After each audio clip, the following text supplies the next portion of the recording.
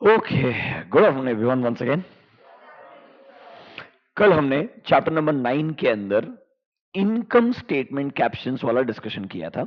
आज हम शुरुआत करेंगे with the balance sheet captions कि नॉर्मली जो बैलेंस शीट के अंदर जो एसेट्स एंड लायबिलिटीज वाले एरियाज हो गए, वहां पर आपसे चैप्टर नंबर 9 में एग्जाम में क्या क्वेश्चन आ सकता है और आपने कैसे प्रिपरेशन करना चाहिए। So let's start with the asset side जो सबसे ज्यादा डिटेल के अंदर है।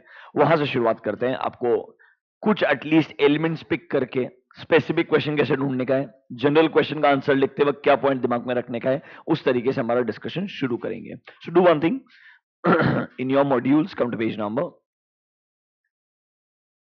देखो, एक और रिकमेंडेशन, बैलेंस शीट कैप्शन पढ़ने से पहले एक बार कारो क्लॉसेस रिवाइज करने चाहिए।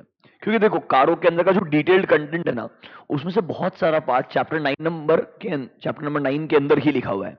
सो अगर तुमने एक बार कारो की क्लॉजेस रिवाइज कर लिए, फॉर एग्जांपल क्लॉज नंबर 1 जो पीपीई के ऊपर है, इन्वेंट्री के ऊपर है, तो बहुत सारे ऐसे पॉइंट्स रहेंगे जो आपको चैप्टर 9 में आसानी से मैच हो जाएंगे और आपको और लॉजिकल लगेंगे। रादर जब मैं आज आपको डिस्क्लोजर रिक्वायरमेंट्स वाला पार्ट दिखाऊंगा, यू विल रियलाइज जो उन्होंने स्पेसिफिक डिस्क्लोजर्स दिए ना, वो सारे के सारे एक्चुअली में कारो में कवर होते हैं। Majority of them are covered in कारो।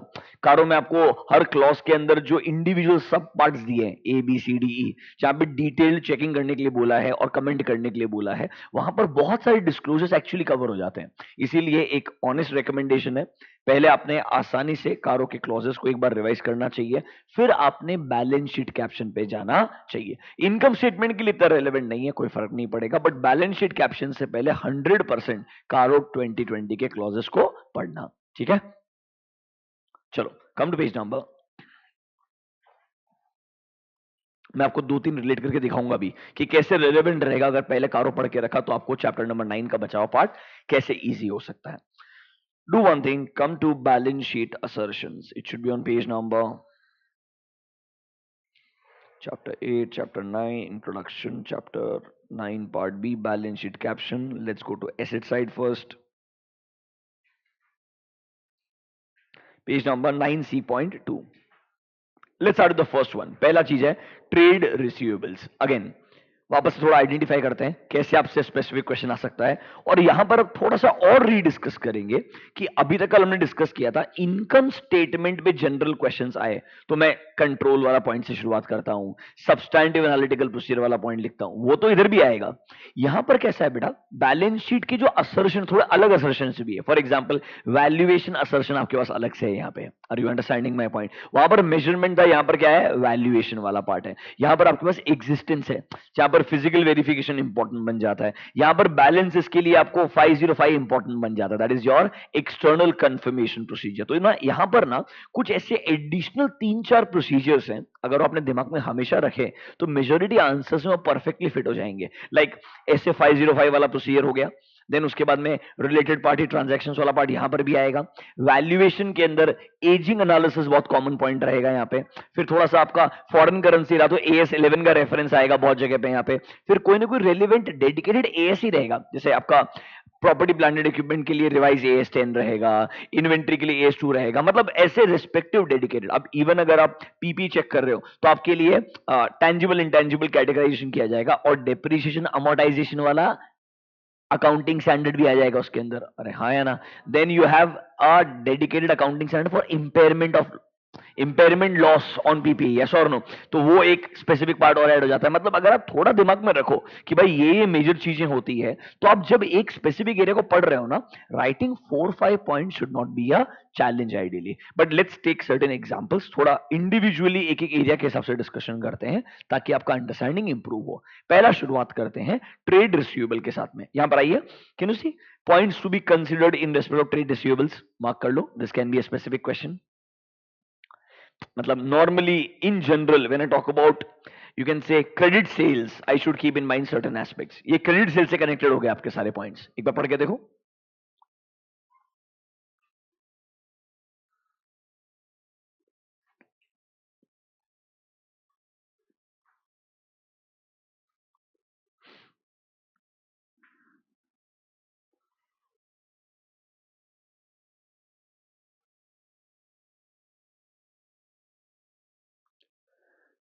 फिर जैसे सेल्स और परचेज के लिए कंट्रोल टेस्टिंग था, ऑब्वियसली यहां तक आने से पहले भी आपने सेल्स मतलब रिसीवेबल से पहले सेल्स का और जो पेएबल आएगा उसके लिए परचेजेस का कहना इसे उनका कंट्रोल टेस्टिंग किया होगा, उसके बाद डिसाइड किया होगा अमाउंट टेस्टिंग कितना करना है। देखो नीचे एक पॉइंट देखो, after performing test of controls over sales auditor will decide upon कि उसे एक्चुअली में कितने डिटेल्ड सब्सटैंटिव प्रोसीजर्स लगाने होंगे। मतलब वैसे अगर आप देखो तो लैंग्वेज एक बार दिमाग में फिट हो गया ना तो आप वैसे आंसर्स आराम से लिख पाओगे। The only thing is late them ask question, because अगर आप मेरे को पूछोगे लास्ट पेपर के अंदर उन्होंने डिस्क्लोजर रिक्वायरमेंट में 2 क्वेश्चन पूछे, फिर चैप्टर 9 से कुछ पूछा ही नहीं।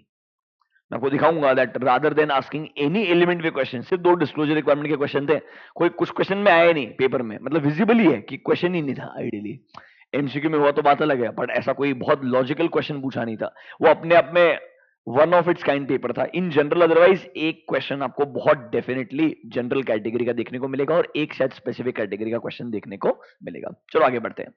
अब हम बात करते हैं normally, let's say receivables check करना है। कहना इसे मैंने कंफर्मेशन प्रोसीजर लगाना चाहिए, जो मेजर मेजर अमाउंट इन्वॉल्व रहेंगे। याद है कि मॉनिटरी यूनिट सैंपलिंग लगाऊंगा, उसके बाद जहां पर अमाउंट इन्वॉल्व ज्यादा है वहां पर मैंने कंफर्मेशन लेटर भेजना ही चाहिए। एजिंग एनालिसिस करना चाहिए आइडियली, किससे पैसा कितने टाइम से आउटस्टैंडिंग पड़ा है, यस और no. Accordingly proper provisioning for doubtful debts बनाए कि नहीं बनाए, वो भी मेरे को चेक करना पड़ेगा। लॉजिकल चीज है कि नहीं है। फिर जितना मेरे बुक्स में रिसीवेबल दिख रहा है एज ऑन 31 मार्च, उसमें कुछ सब्सिक्वेंटली पैसा रिसीव हो गया है क्या? सो सब्सिक्वेंट रिसीट्स मेरे को सब्सिक्वेंट बैंक स्टेटमेंट से चेक करने चाहिए। मतलब लॉजिकली सोचो तो 4-5 पॉइंट तो बाय डिफॉल्ट आएंगे दिमाग के अंदर। मतलब बस एक असर्शन के बारे में सोचो and think about points. Valuation, ageing analysis लिख दूंगा। Valuation, provision for doubtful dates वाला पॉइंट आ जाएगा। समझ रहे हो मेरे बात? एग्जिस्टेंस एंड कंप्लीटनेस मेरे दिमाग में कंफर्मेशन प्रोसीजर लगाने वाला पार्ट आ जाएगा। अरे हाँ या ना? फिर करंट ईयर और प्रीवियस ईयर के नंबर्स को भी कंपेयर करूंगा। लाइक सेल्स लास्ट ईयर जो था, इस साल का जो सेल्स था उन्हें कंपेयर करूंगा। लास्ट ईयर का क्रेडिट सेल्स इस साल का क्रेडिट सेल्स से कंपेयर करूंगा। फिर ओवरऑल रिसीवेबल का बैलेंस इस साल का रिसीवेबल का बैलेंस भी कंपेयर करके देखूंगा कि ओवरऑल ट्रेंड कैसा नजर आता है मुझे। Ideally that can be one type of testing. मतलब अगर आप वैसे उस डायरेक्शन में सोचने का शुरुआत करो तो आपको डेफिनेटली चीजें कनेक्ट होनी लग जाएगी। सेम चीज अब जैसे याद करूं, परचेज सेल्स में कट ऑफ प्रोसीजर लगाया था, वो इधर भी रेलेवेंट रहेगा ना, क्योंकि वो cells can be credit sale also, right? तो कट ऑफ के लिए सेम पेएबल रिसीवेबल के लिए भी रेलेवेंट बन जाएगा। देखो कैसे पॉइंट्स आइडेंटिफाई करोगे। कुछ पॉइंट्स को पिक करते हैं। नीचे देखो, can you see direct confirmation procedure ऐसे 505। अभी तक मेरे हिसाब से ऐसा क्वेश्चन आया नहीं है, but I am waiting for this. वो आपको एग्जाम में क्वेश्चन 505 पूछेगा, बट वो बोलेगा कि तेरे को रिसीवेबल्स के लिए एक्सटर्नल कंफर्मेशन लेटर भेजना है, पेएबल के लिए एक्सटर्नल कंफर्मेशन लेटर भेजना है। तो नॉर्मली पूरा एक्सटर्नल कंफर्मेशन प्रोसीजर लगाने का प्रोसेस क्या होता है? They are going to ask you the entire procedure, but they may just take the reference of payable, receivable, stock lying with third party, कोई ना कोई बेस ले लेंगे थोड़ा उसको एक्सपेंड करने का। बाकी अदरवाइज 505 का प्रोसीजर ही लिखना पड़ेगा। याद आपको 505 में we had 2 forms of confirmation, positive and negative. In case of positive we wanted respond from a third party, चाहे बैलेंस मैच होता है या नहीं होता है। नेगेटिव में हमें कब रिस्पॉन्स चाहिए? Only if there is a disagreement with the balance. याद आया कि आपको आइडियली? फिर सर जब मैं लेटर भेज रहा हूं तो मैं लिख सकता हूं ना, जो मेरे बुक्स के हिसाब से अमाउंट है दैट इज डैश, खाली भी लिख सकता हूं, या मैं अमाउंट मेंशन कर सकता हूं और आपको बोलूंगा कंपेयर करके रिस्पॉन्ड करो ideally. And the balance outstanding as on 31 March लूं या ड्यूरिंग द ईयर कोई एक स्पेसिफिक डेट का कंफर्मेशन ले लूं, ये सब चीजें मेरे पे डिपेंडेंट रहेगी। ऐसा पूरा प्रोसीजर लिखा हुआ रहेगा, एक बार आप रीड कर लोगे। अकॉर्डिंग टू मी इतने सारे पॉइंट्स लिखे हैं, writing down any 5-7 points in such a procedure should not be a problem. कोई भी इंसान को अगर 505 का अंडरस्टैंडिंग है ये आराम से लिख सकता है। Can I assume that? आगे बढ़ते हैं नेक्स्ट। कुछ पॉइंट्स को मार्क कर रहा हूं, मार्क कर लेना, वो डेफिनेटली पढ़ना। 9C.3 पॉइंट नंबर जी मैंने आपको क्लास के अंदर मार्क करवाया होगा। पॉइंट नंबर एच आपको मार्क करवाया होगा, बिकॉज वहां पर अच्छा एमसीक्यू वगैरह भी बन सकता है। समझ रहे हो मेरा बात? ये इंपॉर्टेंट चीजें ढूंढना बहुत जरूरी है। Then point number P, MNO के बाद में पी रहेगा, it is about related party transactions. It is about related party transactions, ठीक है? देन पॉइंट नंबर आर भी मार्क कर सकते हो, it is about your trend analysis. कुछ अनयूजुअल ट्रेंड नजर आता है क्या? Like once you read them it will be a cake walk for you. Writing down 4-5 points is a joke. 9C.5 can you see completion cut off? आपको cut off का procedure लगा के देगा, आज साल के आखिरी के कुछ ट्रांजैक्शन, अगले साल के स्टार्टिंग के कुछ ट्रांजैक्शन, प्रोसीजर लिख करके दिया उसने पॉइंट नंबर ए के अंदर। सिर्फ पॉइंट नंबर ए भी पढ़ लिया तो भी काफी हो जाएगा। मैं आपको बोला था कट ऑफ पे कभी ना कभी एक स्पेसिफिक क्वेश्चन अलग से आएगा, इसीलिए अगर ये रीडिंग करते रहोगे तो late them ask any type of question. देखो मेरा बात सुनो, इस चैप्टर में अंडरस्टैंडिंग इतना बढ़िया रखो, दिमाग का लॉजिकल क्लैरिटी कि भाई स्पेसिफिक आएगा तो मेरे को लिखना पड़ेगा, जनरल में मेरे को सब समझता है। फिर क्वेश्चन पढ़ने के बाद में सोचूंगा आंसर कैसे लिखने का है। मैं कभी भी इस चैप्टर में ना ऐसा नहीं सोच सकता हूं कि मेरे को 4 स्टेप पता है वही लिख के आने का है। क्वेश्चन कैसे पूछता है, किस पर्सपेक्टिव से पूछता है, अकॉर्डिंग आंसर ड्राफ्टिंग करना पड़ेगा। स्पेसिफिक आया तो सेम 4 पॉइंट काम में आएगा, जनरल आया ना तो अंडरस्टैंडिंग के काम में आएगा और कुछ काम में नहीं आ सकता है। Is that clear to you? चलो आगे आ जाओ, सीधा डायरेक्टली वैल्यूएशन पे आ जाओ। हमेशा वैल्यूएशन में मैं आपको बोल रहा हूं, कुछ और समझे ना समझे, एजिंग एनालिसिस एक बहुत कॉमन पॉइंट है। AS11 एक कॉमन पॉइंट रहेगा, जो मैं आपको ये भी लिखवा के दिया होगा कि valuation related keep in mind these 3-4 points. वो सब चीजें अगर आपने दिमाग में रखा तो हो जाएगा काम। चलो पॉइंट नंबर सी को पढ़ लो एक बार के लिए रेफरेंस के लिए। पॉइंट नंबर सी आपको आना चाहिए, पॉइंट नंबर डी भी आपको आना चाहिए, पॉइंट नंबर एच भी आपको आना चाहिए, प्रोविजंस के रिगार्डिंग है। बेस्ट पार्ट क्या, बहुत डिटेल में कुछ लिखा नहीं है, इन जनरल पॉइंट्स देकर के रेफरेंसेस देके रखे हैं बस।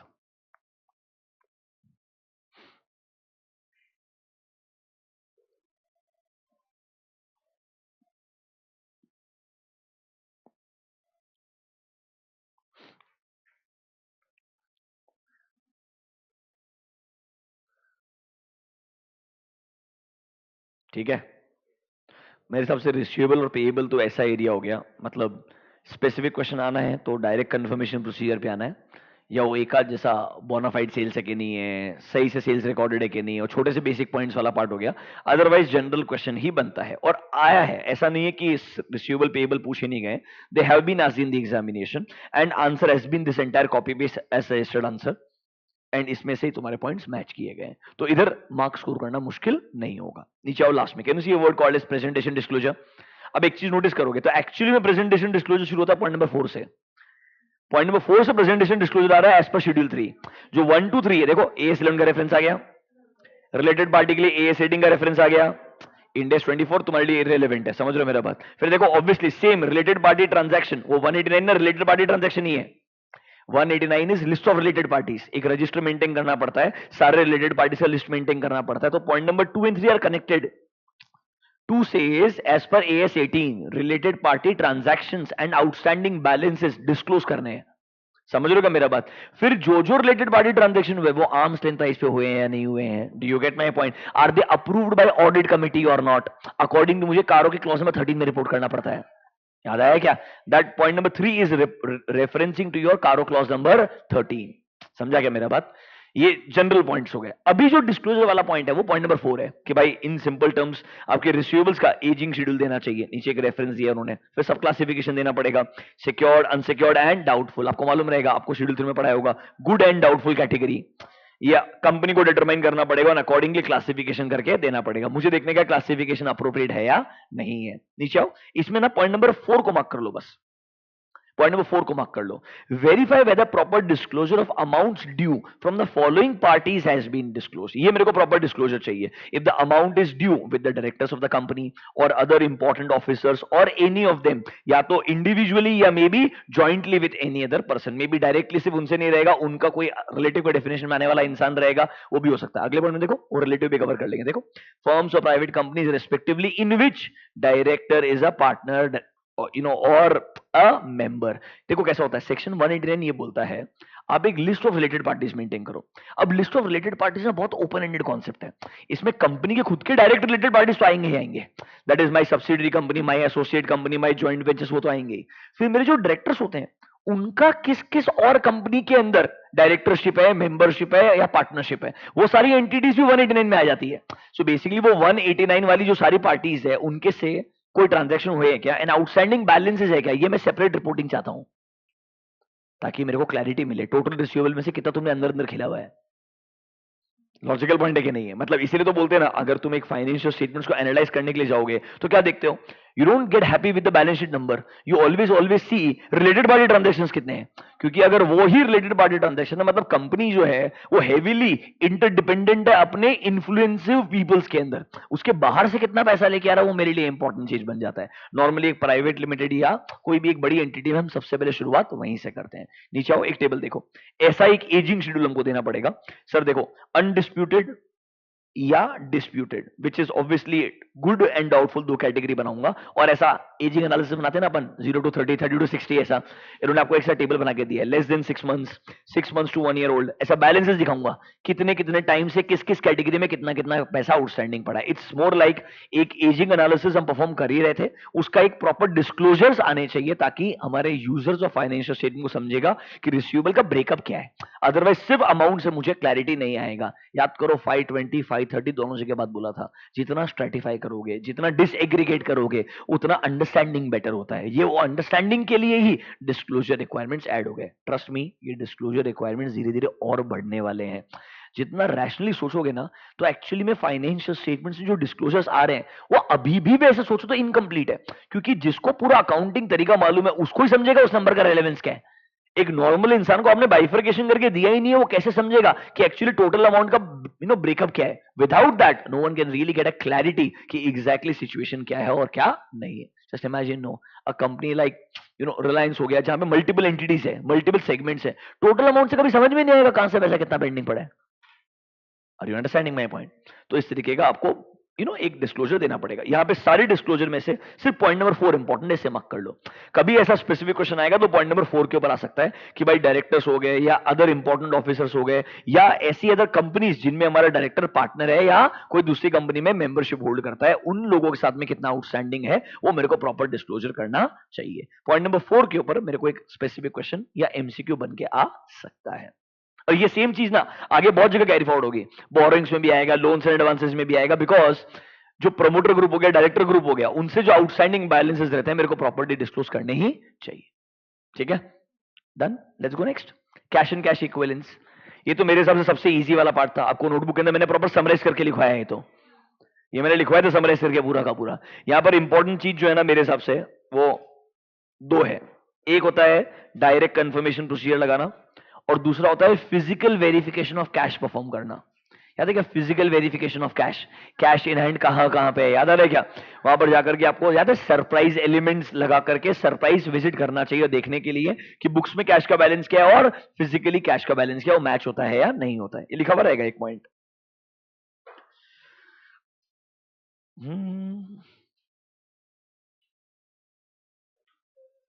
पेज नंबर 9C.8, पहला पॉइंट 1 और 3 के अंदर ही कंटेंट रहेगा। फिर देखो अल्टीमेटली बोलता है कैशियर को बोलना काउंटिंग करेगा तुम्हारे सामने, तुमने काउंट नहीं करना चाहिए। आई थिंक हमने जोक्स के फॉर्म में बहुत पढ़ा है, बट टाइम पास है। अल्टीमेटली एक चीज बीआरएस चेक करना आना चाहिए तुमको, वो तो तुम एक्सपर्ट हो मेरे को लगता है। डायरेक्ट कंफर्मेशन प्रोसीजर वापस सेम, चाहे वो रिसीवेबल के थ्रू पूछे, बैंक बैलेंस के थ्रू पूछे, कैसे भी पूछे 505 पे उसका फोकस रहेगा। वैल्यूएशन में एक ही पॉइंट है इधर, if you have accounts in foreign currency, for example companies like TCS, Infosys may maintain EEFC account. These are separate category of accounts where you can hold balance in a foreign currency. So I may have on 31st March outstanding balance in USD और किसी ने maintain किया होगा तो फायदा भी हुआ होगा। 82 USD INR, ऑलमोस्ट देयर। समझ रहे हो क्या मेरा बात? मतलब कहना ही से उन्होंने अपना ही आईएनआर का बैलेंस को यूएसडी के अंदर रखा है और वो कन्वर्जन करने के लिए मेरे को एज ऑन 31 मार्च आरबीआई के वेबसाइट पे जाके एक्सचेंज रेट देखना पड़ेगा, क्योंकि फाइनेंशियल स्टेटमेंट तो आईएनआर के अंदर ही आने वाला है ना यार, तेरा बैलेंस तो यूएसडी में होल्ड करा, दैट इज डिफरेंट। तो कहना इसे वहां पर मेरा वैल्यूएशन वाला एलिमेंट छोटा सा आ जाएगा। एक ही पॉइंट है और कुछ था नहीं।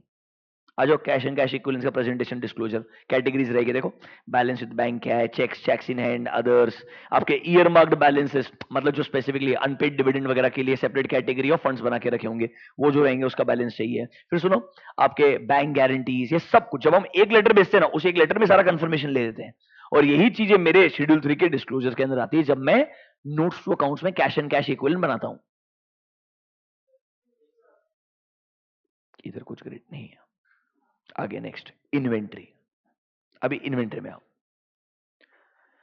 स्पेसिफिक क्वेश्चन आ सकता है और आया है सीधा वैल्यूएशन के ऊपर, उस चीज को मार्क कर लेना। They have asked this question multiple times, they can ask you again. Valuation में आओ, specific question on raw material पूछा गया है ऑलरेडी, डब्ल्यूआईबी भी शायद पूछा है मेरे हिसाब से, और फिनिश गुड्स से भी पूछा है।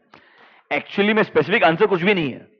डब्ल्यूआईबी क्या होता है बताएगा, इन जनरल डब्ल्यूआईबी में क्या काउंट करना चाहिए बताएगा, मतलब बहुत जनरल सा आंसर रहेगा, बट फिर भी स्पेसिफिक हेडिंग है। इधर तुमको ये लिखना पड़ेगा, इन्वेंट्री के रिगार्डिंग बी केयरफुल, ऐसा स्पेसिफिक क्वेश्चन बनता है। और इसमें सबसे ज्यादा इंपॉर्टेंट तुम मुझे पूछोगे ना, मेरे हिसाब से फिनिश गुड्स वाला पॉइंट बनता है। लॉजिकली उसको थोड़ा घुमा फिरा के पूछ सकते हैं कि कंपनी का फिनिश गुड्स का बैलेंस एवरेज ये रहता है, एज अ ऑडिटर आप इसके वैल्यूएशन में कैसे कंफर्ट ऑब्टेन करोगे, क्या क्या पॉइंट्स आपने दिमाग लगाने चाहिए, क्या क्या प्रोसीजर्स आपने दिमाग में रखने चाहिए। एक काम कीजिए, फिनिश गुड्स वाला पॉइंट एक बार डिस्कस करते हैं, फटाफट से आ जाओ। यहां पे देखो पॉइंट नंबर एफ एकदम लॉजिकल लगता है, एजिंग एनालिसिस आ गया यार अपना। पॉइंट नंबर एफ लॉजिकल लगता है एकदम पक्का? क्या वहां पर आपका एक पॉइंट नंबर 5, सॉरी मैं एफ बोल रहा था क्या, पॉइंट नंबर 5, ठीक है तुम ढूंढ रहे हो एफ किधर चले गया। पॉइंट नंबर 5 एजिंग एनालिसिस वाला पॉइंट आ गया। अब एक चीज सबसे इंपॉर्टेंट, कहना इसे थोड़ा सा यहां पर मेरे को फिजिकल वेरिफिकेशन ऑफ इन्वेंटरी वाला एलिमेंट लेके आना चाहिए हमेशा, कि वैल्यूएशन के लिए एग्जिस्टेंस भी तो इक्वली इंपॉर्टेंट है ना। अगर वो है ही नहीं तो वैल्यूएशन अपने आप ही पूरा गलत हो जाएगा ऑटोमेटिकली, ठीक बात है ना। तो यहां पर आओ थोड़ा सा, follow up any inventories which at the time of observance of physical counting were noted as being damaged or obsolete। बाजू में लिखो रेफर SA 501। याद है क्या, इन्वेंट्री काउंटिंग के लिए एक SA 501 अलग से बना के दिया था, 500 audit evidence, 501 audit evidence for specific area. उसमें क्या है, तीन चीजें थी हमारे पास में, inventory, claims and litigations and segment reporting. याद आया क्या, उसमें तीनों के स्पेसिफिक असर्शन थे। इन्वेंट्री के लिए एग्जिस्टेंस असर्शन था, क्या असर्शन था, एग्जिस्टेंस। वो एग्जिस्टेंस से वैल्यूएशन पे आपको कंफर्ट आएगा, remember that is one element. फिर सर फिनिश गुड्स तक आने के लिए टोटल आपके अलग अलग कॉस्ट के एलिमेंट्स क्या क्या हैं, वो सही तरीके से बाइफिकेट होकर के अक्यूमुलेशन हुआ है कि नहीं हुआ, मेरे को चेक करना पड़ेगा। फिर मेरे को ये भी देखना पड़ेगा आप बुक्स में जो फिनिश गुड्स का कॉस्ट एक्चुअली दिखा रहे हो और जो वैल्यू दिखा रहे हो, जो नेट रियलाइजेबल वैल्यू है वो उससे बहुत ज्यादा तो नहीं आ रहा है। कॉस्ट और NRV whichever is less, सुना होगा ये पॉइंट आइडियली। देखो पॉइंट नंबर 1 क्या बोलता है, inquire what all cost are included, ताकि समझ में आए एक्चुअली में आपने कॉस्ट का अपोर्शनमेंट कैसे किया है to reach the total cost. फिर मैं देखूंगा कि सर ओवरऑल रियलाइजेबल वैल्यू जो रहेगा वो so ensure whether inventories are valued at NRV और cost depending upon whichever is lower. But मेरे को जहां पर ये डैमेज्ड आइटम, थोड़ा ऑब्सोलीट आइटम दिख जाएगा, याद है कि एक word slow moving items, ageing से पता चलेगा ना कि जो आइटम्स इन्वेंट्री से मूव ही नहीं हो रहे हैं, हमारे इन्वेंट्री के अंदर पड़े हैं for more than a year, कहने से वहां पर वैल्यूएशन और क्वेश्चनेबल बन जाता है कि एक्चुअली में जो आप वैल्यूएशन कैरी कर रहे हो वो सेम वैल्यूएशन होना चाहिए या कंपेरेटिव उसका वैल्यूएशन कम होना चाहिए। तो वहां पर आपका एनआरवी टेस्टिंग बहुत इंपॉर्टेंट है कि जो 1.5-2 साल से आपके इन्वेंट्री में पड़ा है, क्या एक्चुअली में इसको मार्केट में बेचने के लिए गए, इतना पैसा रियलाइज होगा या नहीं होगा। अगर एनआरवी कम है तो और कम अमाउंट के ऊपर आपको बुक्स के अंदर इन्वेंट्री दिखाना चाहिए या अप्रोप्रिएट अमाउंट का प्रोविजनिंग करना चाहिए। दो ऑप्शन होता है, या तो वैल्यू को कम कर दो या प्रोविजनिंग क्रिएट कर दो। ठीक बात है ना यार, पक्का? चलो एक पॉइंट और देख लो, point number 9, calculate inventory turnover ratio obviously at a overall level, and ये भी देखना चाहिए obsolete inventory may be revealed if ratio is significantly lower। मतलब any significant change in the ratio will give you an understanding कि कुछ तो significant बदलाव है लास्ट ईयर की इन्वेंट्री और करंट ईयर की इन्वेंट्री के कंपैरिजन के अंदर, या तो पुराने इन्वेंट्री बहुत कैरी फॉरवर्ड हो रहा है जिसकी वजह से टर्नओवर रेशियो पुअर हो गया होगा आपका आइडियली, या करंट ईयर के अंदर सिग्निफिकेंट चेंजेस आ गए होंगे in the pattern of sale जिसकी वजह से पुराना इन्वेंट्री जो आपने बनाया होगा वो याद है डिसकंटिन्यूइंग ऑपरेशंस, जो ऑपरेशंस आपने डिसकंटिन्यू कर दिए, पर आपने इन्वेंट्री भी तो होल्ड करके रखा होगा आइडियली, तो उसकी वजह से आपका ओवरऑल टर्नओवर रेशियो तो खराब हो जाएगा ना पूरा का पूरा। तो मतलब इस तरीके से कंपैरिजन से आपको पता चलेगा कि भाई वैल्यूएशन जो है वो अप्रोप्रिएट है या नहीं है। बात समझ में आया क्या? ये वाला पार्ट फिर भी इंपॉर्टेंट है, फिनिश गुड्स वाला पार्ट। डब्ल्यूआईपी में तो कुछ है ही नहीं, सिर्फ डब्ल्यूआईपी क्या होता है लिखा हुआ है, एक बार पढ़ लो चलो डब्ल्यूआईपी वाला पार्ट भी।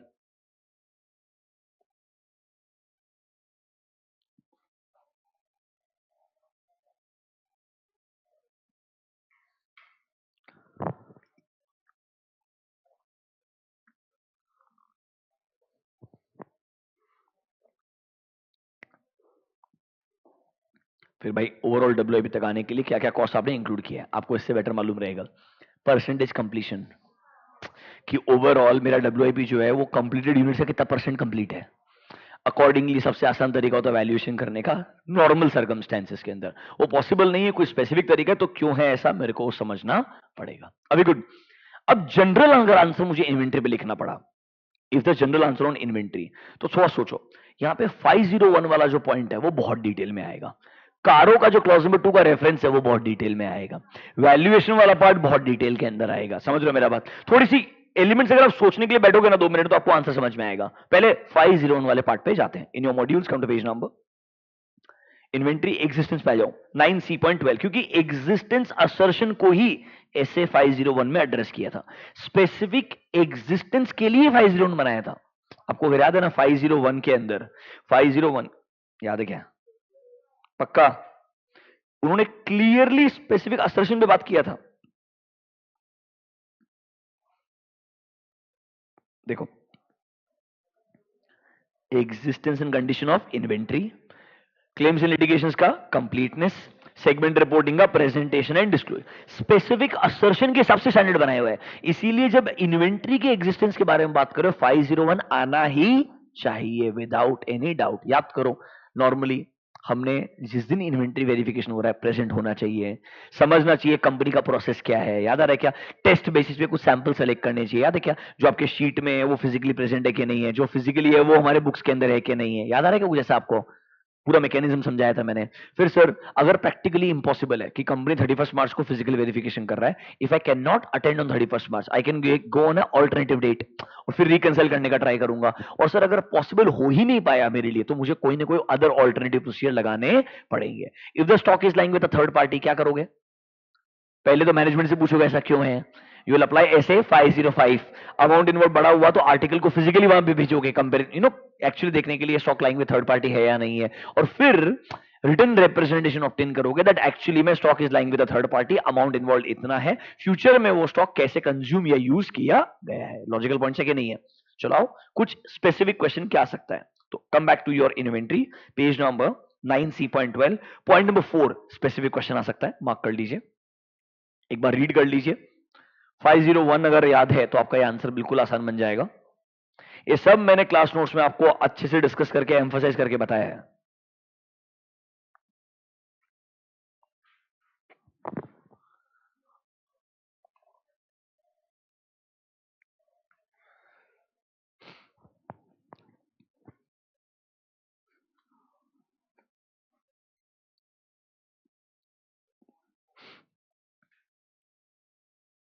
ठीक है, पॉइंट नंबर 4 इंपॉर्टेंट है, पॉइंट नंबर 7 इंपॉर्टेंट है। नेक्स्ट पेज पे और directly clearly it will talk about stock lying with third party, you already know that concept right.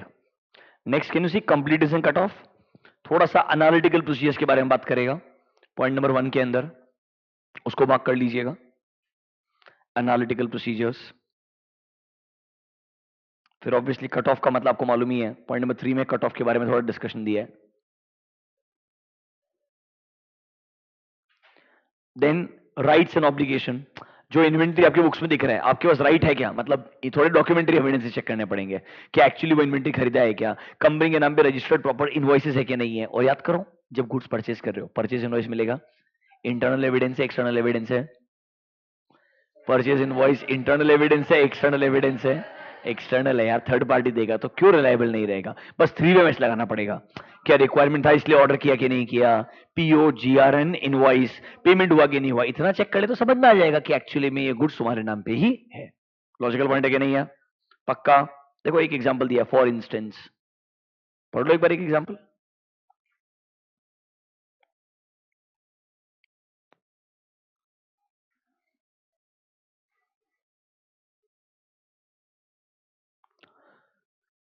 इस चैप्टर के क्वेश्चन से पूरा पढ़ाई करने के बाद डरना मत वहां जाके, अगर थोड़ा टाइम तुमने स्पेंड किया, तुमने सोचा ना 10 मिनट के लिए, after so much discussion and reading, ऐसा नहीं हो सकता that you can't right the answer, तेरे को छोड़ने की जरूरत नहीं पड़ेगी। हाँ हो सका तो परफेक्ट 4 पॉइंट मैच नहीं कर पाया, 2-3 मैच कर पाया, that may be a situation, but you will score 0 in this chapter. मेरे को मुश्किल लगता है honestly speaking after understanding this, क्योंकि वो कैसे भी पूछे तेरे को समझ में आएगा, and if you can understand this you will be able to write it, trust me, क्योंकि यहां पर ना अंडरस्टैंडिंग ही लिखा हुआ है हर जगह पे।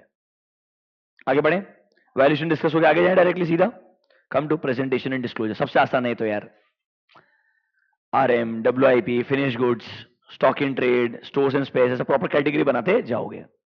ठीक है, फिर तुम्हारे सिलेबस में डिटेल में नहीं है but GIT, goods in transit, ये डिपेंड करता है कंपनी का अकाउंटिंग करने का मैकेनिज्म कैसा है, उसको इन्वेंटरी में कंसीडर करता है या नहीं करता है, सेपरेटली निकाल कर रखता है, सेपरेटली मेरे को उसका लिस्ट ऑप्टेन करना पड़ेगा, और कैसे उन्होंने डिस्क्लोजर दिया वो चेक करना पड़ेगा। That is about goods in transit.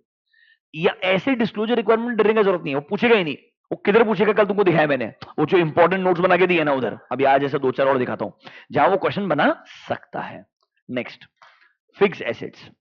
अब यहां पर दो कैटेगरी है, टेंजिबल एंड इनटेंजिबल। आइडियली यहां पर बहुत सारे स्पेसिफिक क्वेश्चंस आ सकते हैं और बहुत सारे मतलब जनरल तरीके से क्वेश्चन का फ्रेमिंग करने के चांसेस बनते हैं। स्पेसिफिक क्वेश्चन किधर बन सकता है? सबसे पहले चांसेस है एडिशंस और डिलीशंस कैसे चेक करोगे। मतलब स्पेसिफिकली केस स्टडी बना के देगा, कंपनी के अंदर बहुत बड़ा कैपिटल एक्सपेंडिचर है, amount involve almost 100 crore. Additions check करने के लिए क्या चीज दिमाग में रखनी है? Specific question on additions. Are you understanding my point? क्या करोगे? लिस्ट ऑफ 10 करोगे, याद है क्या? Opening balance plus addition deletion closing, ऐसा पहला शेड्यूल मिलेगा, फिर एडिशंस का पूरा डिटेल लिस्ट मिलेगा, डिलीशंस का लिस्ट मिलेगा। अरे हाँ या ना? फिर एडिशन में क्या चेक करोगे? ये एडिशंस कंप्लीटली नए हैं या एग्जिस्टिंग से कनेक्टेड वाले हैं? अरे हाँ या ना? वो देखना पड़ेगा आपको आइडियली। फिर एडिशंस जब भी आपने किए, मतलब एक्चुअली डॉक्यूमेंट्री एविडेंसेस कंपनी के नाम पे है क्या? हर एसेट खरीदने से पहले ऑथराइज इंसान का परमिशन चाहिए, कोटेशंस मंगाने चाहिए लॉजिकली, उसके बाद एसेट खरीदना चाहिए। फिर एसेट खरीदने के पुट टू यूज कब किया है?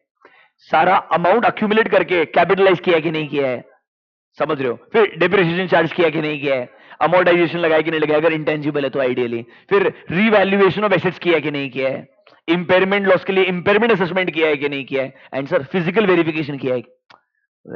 इतना, ये सबसे ओपन एंडेड एरिया है लिखने के लिए, बट थोड़ा सा बता रहा हूं, तैयार रहना, मेंटली प्रिपेयर्ड रहना। स्पेसिफिक क्वेश्चन क्या आ सकता है? सबसे डिफिकल्ट क्वेश्चन जो आईसीए ने पूछा है, difference between revenue expenditure capital expenditure.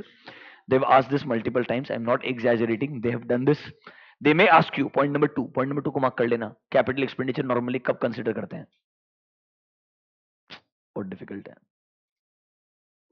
ठीक है। सीधा आ जाओ पेज नंबर 9C.17 पे। यहां पे पॉइंट नंबर 1-2 मार्क करो।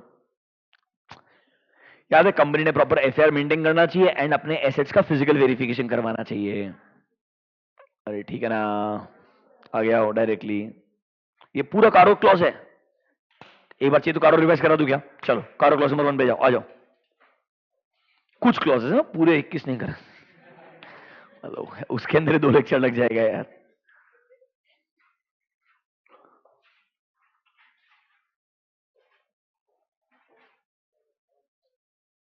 चैप्टर नंबर 11 रहेगा। एलएलपी पहुंच गया मैं।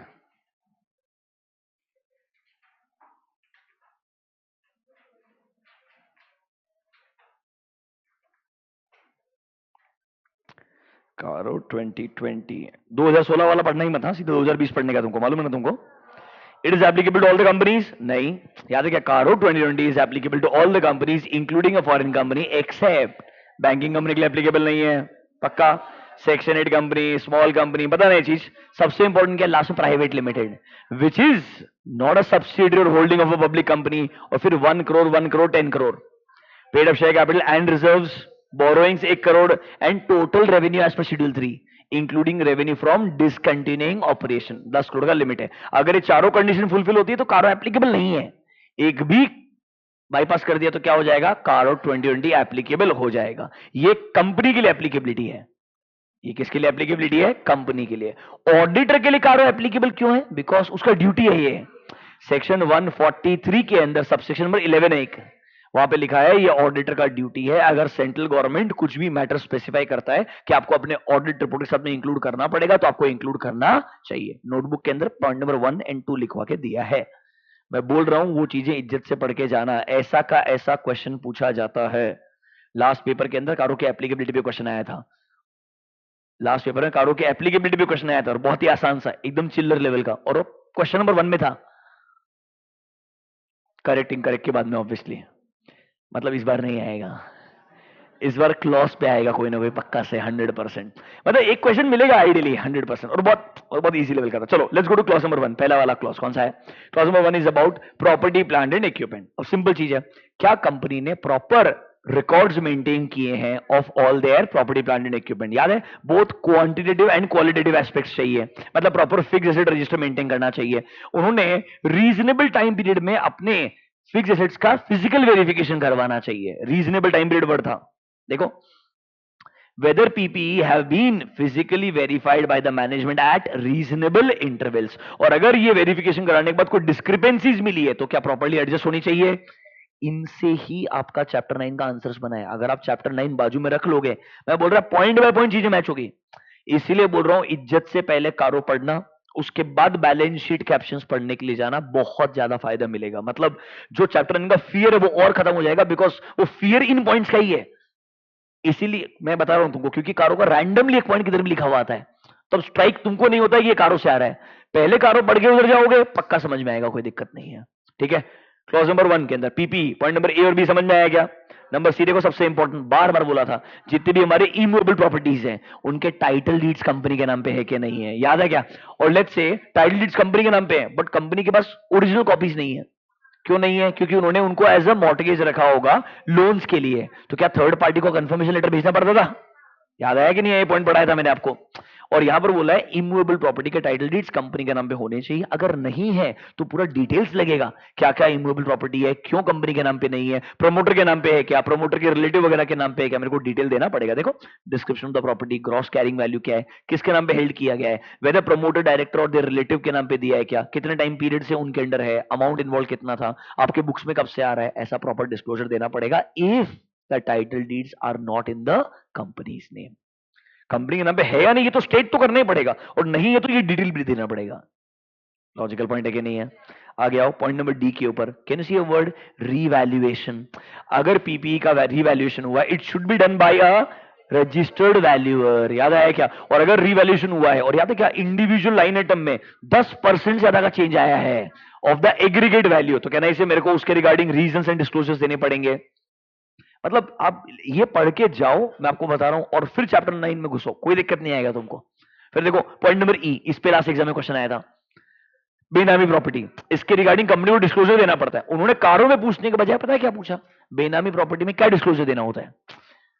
समझ रहे हो क्या मेरा बात? वो डिस्क्लोजर लिखा चैप्टर नंबर 9 में, पर एक्चुअली चेक क्यों करना है? क्योंकि कारों का रिक्वायरमेंट है। देखो, whether any proceeding has been initiated और pending against the company for holding any benami property, तो क्या कंपनी ने प्रॉपर डिस्क्लोजर दिया है क्या? क्या डिस्क्लोजर आएगा? प्रॉपर्टी का डिटेल्स आएगा, कल ही बताया था, कितने टाइम से, प्रॉपर्टी का डिटेल क्या है, अमाउंट इन्वॉल्व क्या है, केस का सिचुएशन क्या है, रीजन क्या है, वो सब देना पड़ेगा।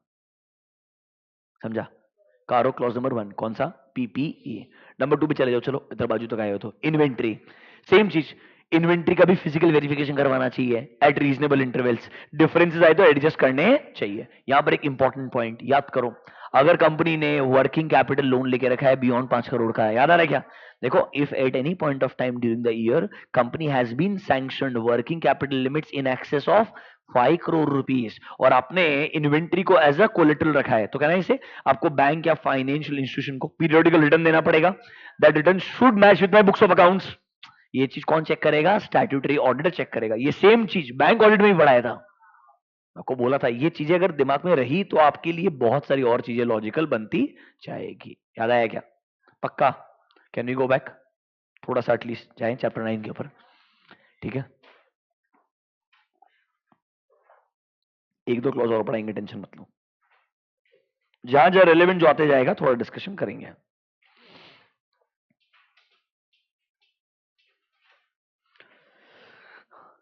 कम बैक टू योर पीपीई। तो चलो, in case of PPE, point number 2, revenue expenditure, capital expenditure, page number 9C.16, 9C.16। ठीक है, लॉजिकल है। एग्जिस्टेंस के अंदर सिंपल चीज है, फिजिकल वेरिफिकेशन।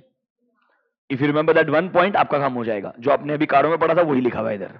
ठीक है, नेक्स्ट कंप्लीटनेस पे आ जाओ। यहाँ पे पॉइंट नंबर 1 को मार्क करना है, ये आप किधर भी यूज कर सकते हो। ये देखो, ये चीज, इसको बोलते हैं obtaining a schedule for the respective balance sheet item. Opening balance क्या है, एडिशन डिलीशन क्या है, और कैसे क्लोजिंग बैलेंस तक आप आए हो, ये पॉइंट हमेशा लिखने का आपको। ठीक है, फिर पॉइंट नंबर 3 को मार्क करना, स्पेसिफिक क्वेश्चन। ये एडिशन के टेस्टिंग के लिए आ सकता है। ठीक है, कीवर्ड देख सकते हो आप, AS10 का रेफरेंस आएगा ऑब्वियसली, ठीक बात है। फिर थोड़ा रेफरेंस देगा कि परचेज इनवॉइसेस प्रॉपर्ली है कि नहीं है, ऑथराइज इंसान के अप्रूवल के बाद ही बाइंग किया कि नहीं किया है, दिख रहा है क्या, ऑथराइज पर्सन के अप्रूवल के बाद में। फिर हमेशा कोई भी चीज के लिए कंट्रोल तो होते ही है, एसेट खरीदने के लिए भी कंट्रोल रहेगा ना यार, और एसेट बेचने के लिए भी कंट्रोल रहेगा, क्या प्रॉपर कंट्रोल इन प्लेस है या नहीं है, मतलब अप्रूवल मिला होगा, थर्ड पार्टी कोटेशंस मंगाए होंगे, सही पर्सन का कोटेशन देखने के बाद में आपने ऑर्डर प्लेस किया होगा, और फिर आपने एसेट खरीदा होगा। ठीक है, फिर जाओ डिलीशंस के ऊपर, कोई भी एसेट्स को डिलीट करने से पहले बोर्ड का अप्रूवल लगता है, लॉजिकल पॉइंट है कि नहीं है। फिर आपने बेचने से पहले भी मल्टीपल लोगों से कोटेशन लेने चाहिए, जहां से बेस्ट पॉसिबल पैसा मिल सकता है उसको ही बेचना चाहिए। फिर बेचने के बाद नेट प्रॉफिट और loss on sale of asset वो बुक्स के अंदर आना चाहिए।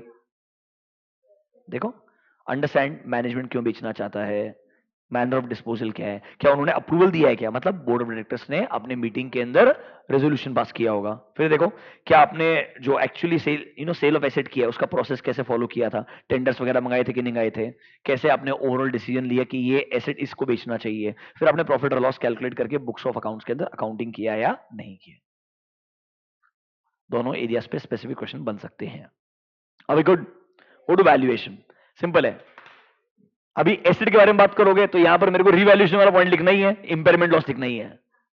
लॉजिकल पॉइंट है कि नहीं है, आना ही चाहिए मतलब बाय डिफॉल्ट। तो देखो, इंपेयरमेंट लॉस का भी रेफरेंस रहेगा एंड डिप्रिसिएशन एंड रिवैल्यूएशन का भी रेफरेंस रहेगा। रिवैल्यूएशन नहीं है तो भी डाल सकते हो, you can put revaluation point also. अभी पढ़ा है ना, revaluation by registered valuer, that point can come. Then come to rights and obligation. अब यहां पर पॉइंट नंबर 3 एंड 4 को मार्क करो, जस्ट डिस्कस करके बताया आपको। Title deeds for immovable property,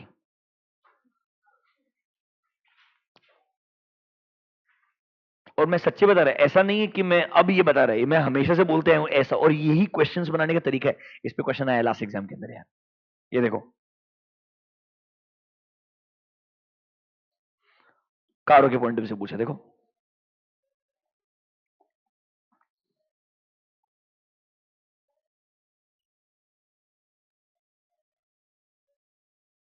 point number ई दिख रहा है,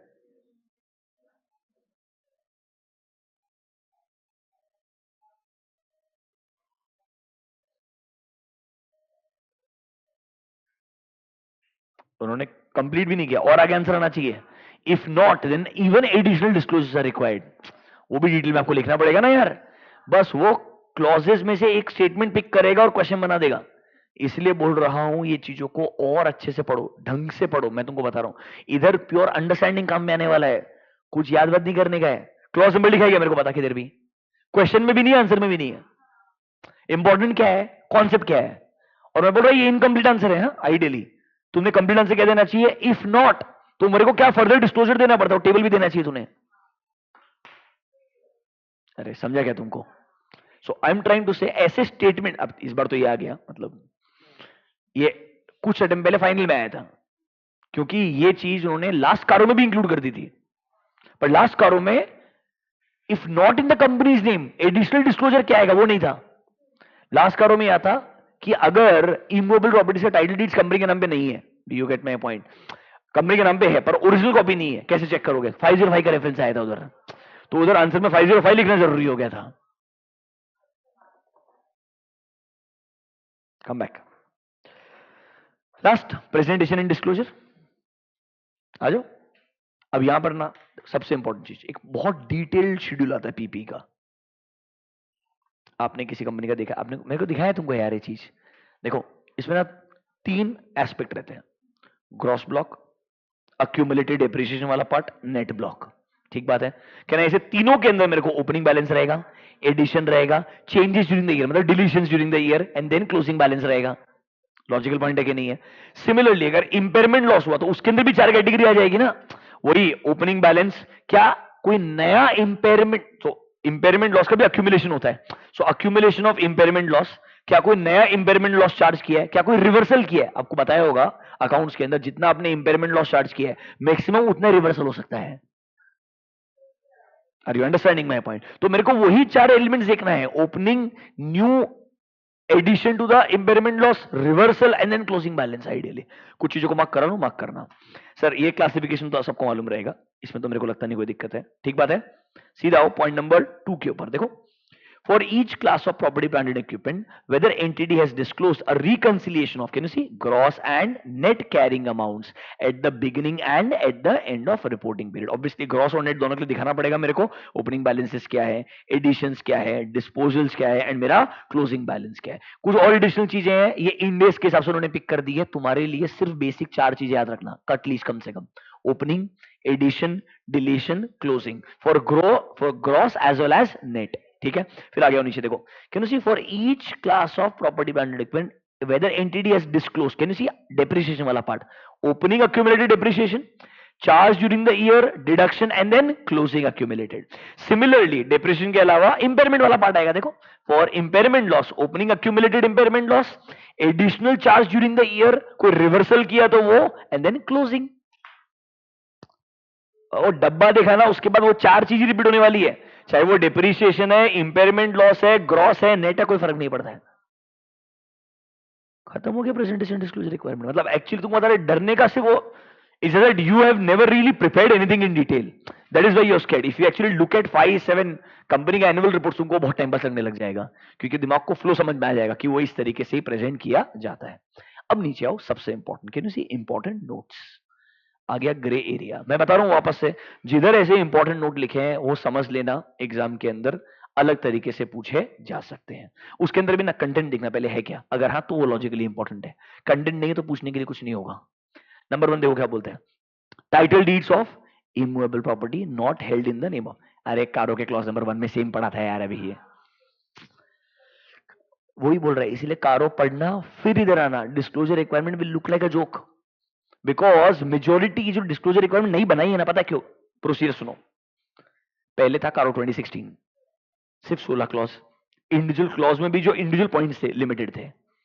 उसके पहले पुराना वाला CARO. Are you understanding my point? तो नंबर ऑफ क्लॉजेस बढ़े, हर क्लॉज में एडिशनल रिक्वायरमेंट्स बढ़ी. इसकी वजह से वहां पे क्या बोला, ऑडिटर ने चेक करना डिस्क्लोज किया कि नहीं किया, तो ये डिस्क्लोजर रिक्वायरमेंट तो बन के आना चाहिए ना. दोनों चीजें हैंड इन हैंड चलती है. तो जो नया कारो में इंक्लूड किया वो शेड्यूल 3 के डिस्क्लोजर रिक्वायरमेंट भी ऐड करना पड़ेगा मेरे को आइडियली. समझा क्या मेरा बात? ये पहले था ही नहीं, बट बिकॉज कारो के अंदर रिपोर्टिंग आ गया तो इधर डिस्क्लोजर रिक्वायरमेंट भी बढ़ जाएगा. समझा क्या? डब्बा देखो, सेम चीज, लाइन आइटम दिखाएगा कौन सा प्रॉपर्टी है. देखो, description of the item of property, gross carrying value, title deed held in the name of person, क्या ये इंसान प्रमोटर है, डायरेक्टर है या उसका रिलेटिव है, कब से प्रॉपर्टी हेल्ड है. ये सेम टेबल था उधर, पूरा का पूरा सेम डब्बा है, कुछ नहीं, उन्होंने भी कॉपी पेस्ट किया फॉर्मेट से उठा के. समझा क्या? बाजू में लिखो, कारो 2020 क्लॉज नंबर 1. आगे जाऊं, देखो, where the company has revalued its property. अरे यही तो वहां पे सेम क्लॉज था, रिवैल्यूएशन कराना तो रजिस्टर्ड वैल्यू से करवाना. अरे याद आ रहा है क्या? और अगर 10% के बियॉन्ड चेंजेस है तो प्रॉपर डिटेल डिस्क्लोजर देना. ठीक बात है क्या नहीं है? इधर डिटेल में लिखा भी नहीं पर तुमको बता रहा हूं, रजिस्टर्ड वैल्यूअर का रेफरेंस. अरे वो कारों में ऑलरेडी डिटेल में है, पक्का. अब एक चीज, पॉइंट नंबर 3 पे आओ, नोट नंबर 3 पे. ये सेम ऐसा कैसा टेंजिबल में भी है, इंटेंजिबल में भी है. देयर इज समथिंग कॉल्ड सीविप. सुना क्या वर्ड आपने? Capital work in progress. अब अगर टेंजिबल में बात करोगे, लेट्स से मेरा बिल्डिंग का कंस्ट्रक्शन चल रहा है, समझ रहे हो? अब बिल्डिंग को भी मैंने मल्टीपल प्रोजेक्ट्स में डिवाइड किया होगा, तो नॉर्मली यहां पे रिस्क क्या होता है, आपका अमाउंट इन्वॉल्व बड़ा होता है और प्रोजेक्ट्स बहुत टाइम कंज्यूमिंग होते हैं. तो पहले क्या हो रहा था, सीविप के अंदर अमाउंट बड़ा बड़ा पड़ा है पर डिस्क्लोजर से नहीं है कि मेरे कैपिटल वर्क इन प्रोग्रेस में जो अमाउंट है ये इन्वेंटरी वाला डब्ल्यूआईपी नहीं है, ये कैपिटल डब्ल्यूआईपी है. मतलब which is your capital expenditure. अरे देखो, WIP in your inventory is related to your raw material getting converted into finished goods. This is your property plant and equipment जो तुम खुद क्रिएट कर रहे हो as a asset. So it is a capital expenditure which is work in progress. अभी तक ये proper asset बना नहीं है, इसको पैसा बिल्डिंग बना रहे तो पूरा का पूरा यार, अज्यूम सिचुएशन, उसको 5 अलग अलग प्रोजेक्ट में डिवाइड किया. Can I say that is my capital work in progress, capital expenditure which is getting incurred but the asset is not yet put to use. The asset is not yet put to use, that is going to be put to use. अब यहां पे क्या हो चाहते हैं कि भाई project by project divide करो, कितना कितना पैसा इन सीविप के प्रोजेक्ट्स में अलोकेटेड है वो जानने का है, कितने प्रोजेक्ट्स कितने टाइम से पेंडिंग पड़े वो चाहिए, एंड सबसे इंपॉर्टेंट, क्या कुछ ऐसे प्रोजेक्ट्स हैं क्या जिनको अलोकेटेड जो अमाउंट था वो ऑलरेडी क्रॉस हो गया है, अलोकेटेड टाइम पीरियड था वो ऑलरेडी क्रॉस हो चुका है, मेरे को उनका सेपरेट डिस्क्लोजर चाहिए. देखो क्या बोलते हैं, number 1, for capital work in progress अपने को एजिंग शेड्यूल देने का है ताकि पता चले प्रोजेक्ट्स इन प्रोग्रेस कितने टाइम से वहां पर अमाउंट इन्वॉल्व है. लेस देन 1 ईयर कैटेगरी में 1 to 2 category 2 to 3 and more than 3 years. कुछ ऐसे प्रोजेक्ट्स आपने सस्पेंड कर दिए हैं, उनके अंदर अमाउंट इन्वॉल्व कितना है वो मेरे को कैटेगराइजेशन चाहिए. ये तो वो प्रोजेक्ट्स है जहां प्रॉब्लम नहीं है, ये रीजनेबल अमाउंट के अंदर रहेंगे, रीजनेबल टाइम पीरियड के अंदर रहेंगे. फिर आगे आओ, for capital work in progress whose completion is overdue. जो अभी तक खत्म हो जाने चाहिए थे, और has exceeded, mark the word, its cost compare to the original plan. तो मेरे को डिटेल लगेगा कि भाई ऐसा प्रोजेक्ट बाय प्रोजेक्ट डिटेल दो कि भाई एक्सपेक्टेड कंप्लीशन कब है इनका, विद इन 1 ईयर या अभी भी 1 to 2 years, 2 to 3 years, दिख रहा है क्या आपको आइडियली, ताकि पता तो चले सीविप का जो अमाउंट, इसका बाइफरकेशन कैसा हो रहा है। दो कैटेगरी, एक नॉर्मल सीविप जहां मेरे को सिर्फ डिटेल चाहिए अमाउंट कहां कहां स्टक है, एक दूसरा जहां पैसा ऑलरेडी प्लान तो ज्यादा खर्च हो चुका है या टाइम ओवरड्यू हो चुका है, तो मेरे को अब और डिटेल प्रोजेक्ट बाय प्रोजेक्ट चाहिए कि वो फ्यूचर में कितने टाइम के अंदर कंप्लीट होने वाला है। These are suggested disclosures, there will be more detailed disclosures depending upon the company to company. बात समझ में आया क्या? सेम चीज इंटेंजिबल एसेट्स के अंदर भी आएगा। इंटेंजिबल में मुझे बाकी कुछ नहीं पढ़ाने का, वही चीज पढ़ाने का। इधर आओ, कंप्लीटनेस में एडिशन वाला पॉइंट मार्क कर लेना। सेम कंप्लीटनेस में एडिशन वाला पॉइंट मार्क कर लेना। पॉइंट नंबर 3, यहां पर AS26 का रेफरेंस आएगा ऑब्वियसली। हाँ तो बोलो यार, पक्का सेम डिलीशन चेक करना पड़ेगा, इधर भी कोई डिफरेंस नहीं है। डिस्कार्ड नोट है, कोटेशन कैसे मंगाया है, कितने में डिस्कार्ड किया है, अमाउंट इन्वॉल्व किया, सब सेम पॉइंट्स ही आएंगे, ठीक है। फिर आओ सीधा प्रेजेंटेशन डिस्क्लोजर, यहां पर आओ, ये देखो 10% वाला पॉइंट दिख रहा है सेम कारों के अंदर जो था, आपने रिवैल्यूएशन करोगे तो क्या डिफरेंस जो है वो 10% के बियॉन्ड आ रहा है क्या एग्रीगेट लेवल के अंदर, अगर हाँ तो डिटेल डिस्क्लोजर देना पड़ेगा, ठीक है। अब नीचे आओ, देखो वापस सेम चीज है। अब यहाँ पे gross block, net block, opening balance, addition, disclosure, disposals, impairment, other adjustment and then closing balance. फिर सिमिलरली देखो फॉर इधर डिप्रेशन की जगह amortisation, opening accumulated amortisation, additional charge during the year, कोई एडजस्टमेंट किया है एंड क्लोजिंग क्या है। Similarly impairment, opening accumulated impairment loss, नया इंपेयरमेंट लॉस जो चार्ज किया है, कुछ रिवर्सल जो किया है and closing. Control C control V, बस डेप्रिशिएशन की जगह अमोर्टाइजेशन। नीचे आओ, intangible assets under development, same दो कैटेगरी देखो। फॉर इंटेंजिबल एसेट्स अंडर, मतलब ये CWIP बोलने के बजाय इंटेंजिबल एसेट्स क्लासिफिकेशन अलग कर रहा है बस। It is not a tangible asset, it is a intangible asset which is under development. Can I से सेम, पूरा सेम है, एजिंग एनालिसिस कोई डिफरेंस नहीं है। यहां भी same, for intangible assets under development whose completion is overdue और has exceeded its cost compare to original plan, same bifurcation. उधर पूछे या इधर पूछे कोई डिफरेंस नहीं है, it's just two different categories, two different disclosures. समझ में आ रहा है क्या मेरा बात? बट ये सब पढ़ने के लिए सही में पहले कारो पढ़ के आना बहुत जरूरी है, थोड़ा अंडरस्टैंडिंग होना चाहिए हम क्या बात कर रहे हैं। और अगर आपने रेलेवेंट AS पढ़ के रखा है, कारो पढ़ के रखा है, फिर अगर ये रीड करने के लिए जाओगे तो ये इजी गोइंग लगेगा, वरना लगेगा कि कोई अलग दुनिया में आ गए हो अननेसेसरीली। समझा क्या? इसमें ये डिस्क्लोजर रिक्वायरमेंट जो मार्क करा है इंपॉर्टेंट है, आज तक कभी नहीं पूछे गए, आ सकते हैं। टेबल ही उठा के दे देगा MCQ में, ये जो टेबल है ना वही उठा के डाल देगा MCQ में, समझ रहे मेरा बात, और सिचुएशन बना के दे देगा। अगर देखा होगा MCQ में पूछा तो और अच्छा है, लॉजिक लगाने का है।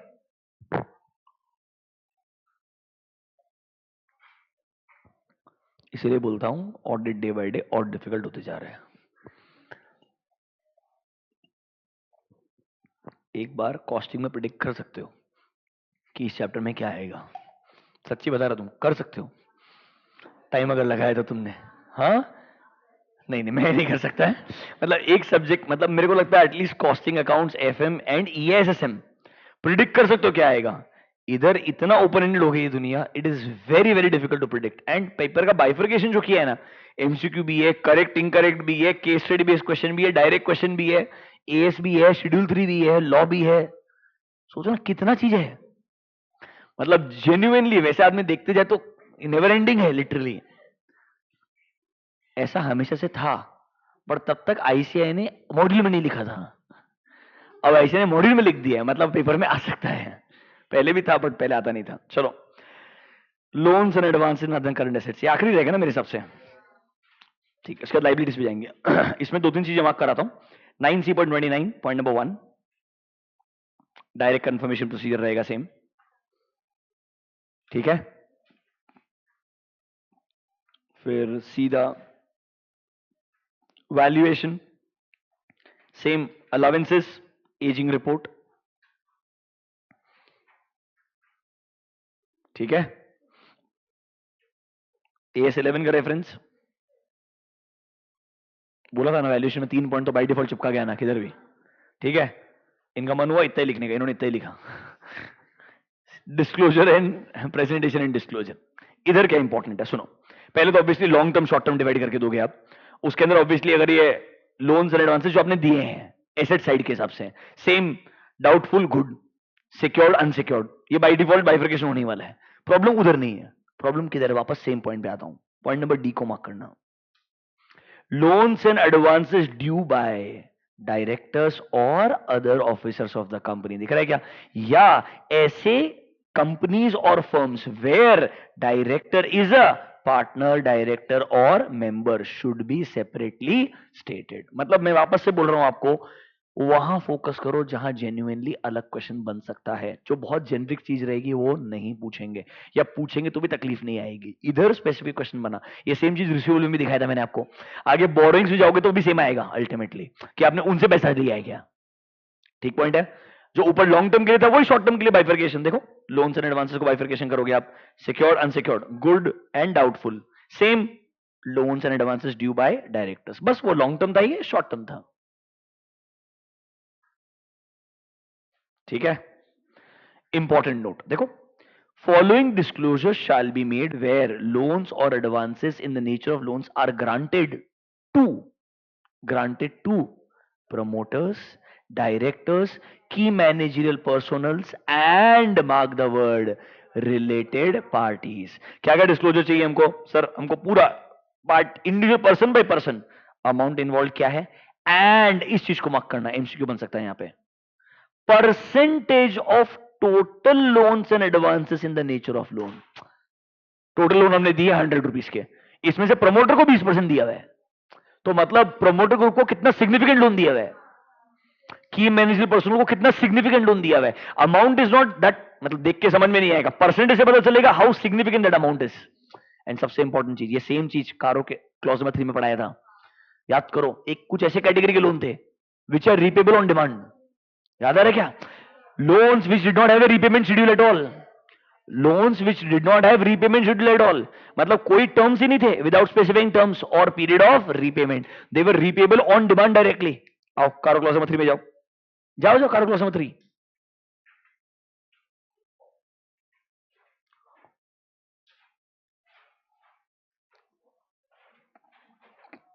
बैंक ऑडिट में पहुंच गया वापस में।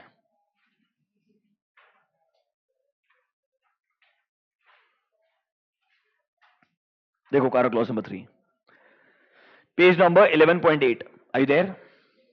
11.8 देखो, कंपनी ने इन्वेस्टमेंट्स किए हैं, गारंटी दिया है, सिक्योरिटी दिया है, या have they granted any loans और एडवांसेस, चाहे वो सिक्योर्ड है अनसिक्योर्ड है, किस किस को दिए होंगे? किसी भी कंपनी को, किसी भी फर्म को, किसी भी एलएलपी को, या किसी भी पार्टी को। इसमें रिलेटेड पार्टीज भी थी, अदर देन रिलेटेड पार्टीज भी थी।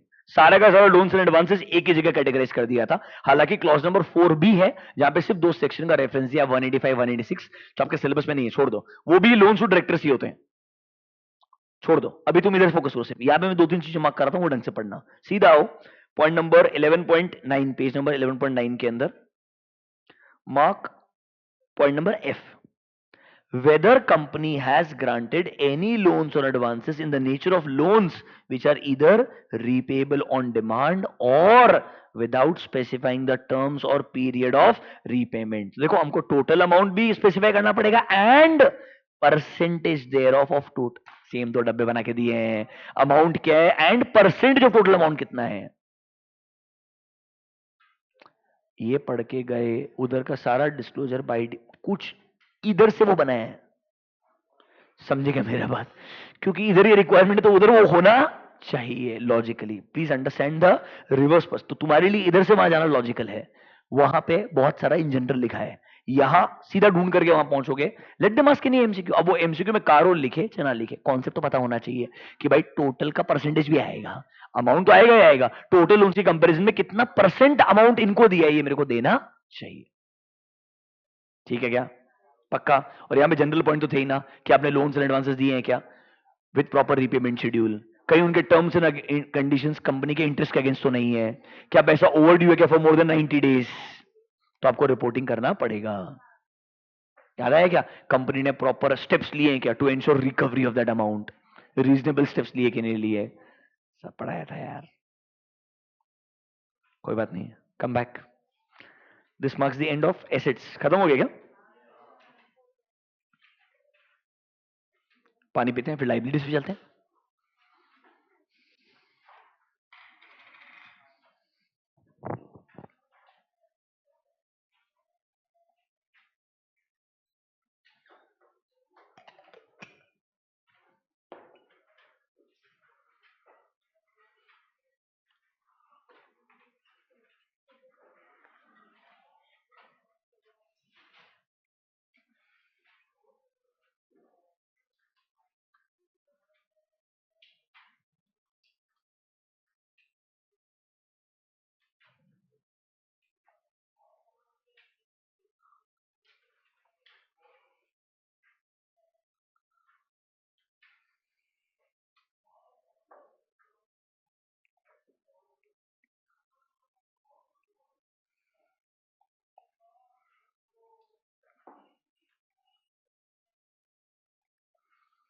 चले लाइबिलिटीज पे, आ जाओ लाइबिलिटीज पे। Let's start with share capital.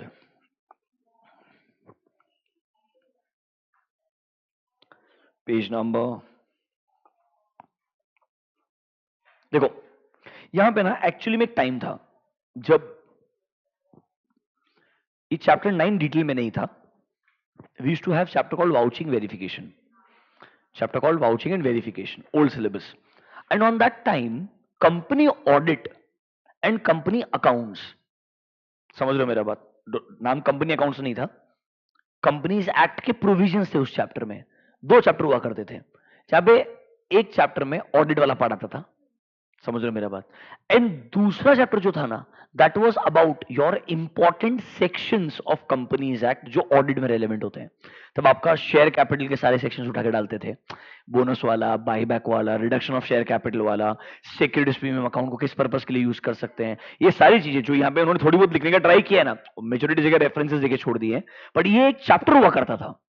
So they use to definitely ask one question, dividend के ऊपर, बाईबैक पे, बोनस पे, स्वेट इक्विटी पे एक क्वेश्चन आता ही था ऑडिट के अंदर, मतलब because there was a separate chapter on that. Do you get my point?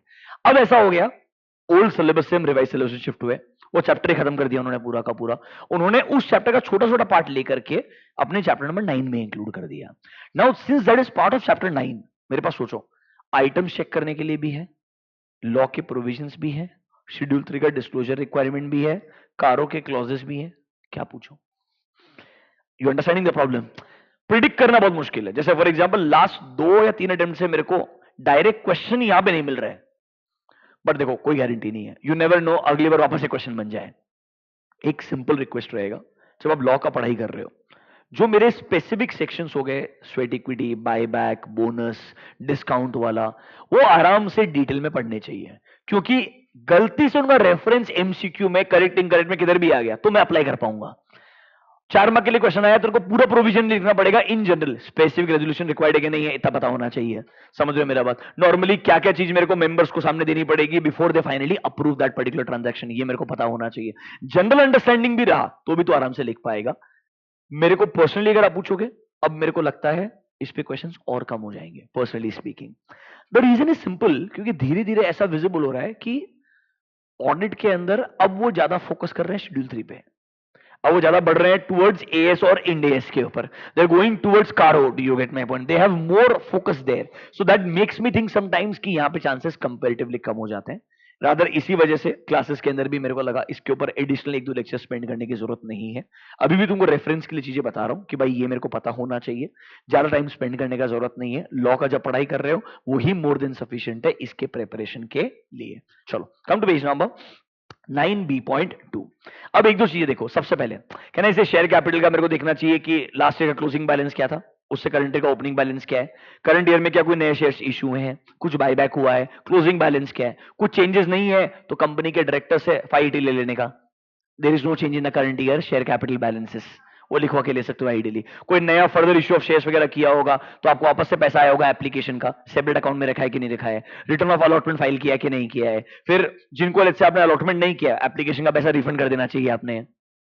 वो सब आपने किया है कि नहीं किया, इन जनरल आपको देखना पड़ेगा, वो जनरल अंडरस्टैंडिंग रहेगी आपके। 2-3 पॉइंट्स मार्क करवाता हूं, वो लिख दो।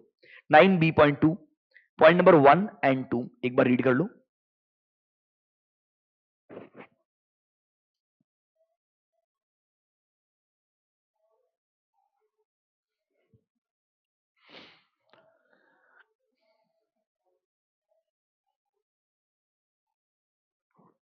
ठीक है, then point number 5 and point number 6, return of allotment, minimum subscription, ये सारे रिक्वायरमेंट्स आपने फुलफिल किए कि नहीं किए। सेपरेट बैंक अकाउंट मेंटेन करना पड़ेगा, अंडरराइटिंग कमीशन पेमेंट करना पड़ेगा, फिर share should not be issued at discount unless it is a sweat equity shares, या कंपनी का रिस्ट्रक्चरिंग प्लान अप्रूव होकर के आया होगा, इसलिए आपको अपने क्रेडिटर्स को डिस्काउंट पे शेयर्स इशू करने पड़ रहे हैं, वो बात अलग है, आगे आएगा, डोंट वरी अबाउट इट। तो पॉइंट नंबर 5 एंड 6 को मार्क कर लो। फिर इधर शेयर्स इशूड एट प्रीमियम में directly, can you see application of securities premium account, किस पर्पस के लिए पैसे का इस्तेमाल कर सकते हो, मार्क करो। This can B a specific question, कुछ याद है क्या? Bonus shares, writing of preliminary expenses, पक्का पक्का, आ गया जाओ नीचे directly. Shares issued at discount, उसको मार्क करो, इंपॉर्टेंट। नॉर्मली शेयर्स डिस्काउंट पे इशू करना अलाउड ही नहीं है unless it is a sweat equity share, दिख रहा है क्या? पक्का। फिर नीचे देखो, यहां पे एक चीज, notwithstanding to that, क्या क्रेडिटर्स को आप डिस्काउंट पे शेयर इशू कर सकते हो? यस, अगर वो डेट को शेयर्स में कन्वर्ट किया है और ये एक प्रॉपरली अप्रूव्ड रिस्ट्रक्चरिंग स्कीम या प्लान होना चाहिए, अगर अप्रूवल आया है तो ही आप ऐसा कर सकते हो, पक्का। Next, issue of sweat equity shares, क्यों इशू कर रहे हो, पर्पस क्या है? देखो, स्पेशल रेजोल्यूशन है कि नहीं है, specify the number of shares, current market price क्या है, पढ़ा है ना ये सब आपको, लॉन्ग सेम वही चीज है, बस क्या लिख रहा है, ऑडिटर ने देखने का, ये आपने किया है कि नहीं किया है। There is nothing specific, it's pretty general जो आपने वहां से पिक किया, बस आपने चेक करने का ये उन्होंने मेंटेन किया है या नहीं किया, कंप्लाई किया है या नहीं किया। फिर आ जाओ डायरेक्टली, रिडक्शन ऑफ कैपिटल, सुना है क्या वर्ड एंड रिड्यूस्ड, सुना है क्या वर्ड एंड रिड्यूस्ड?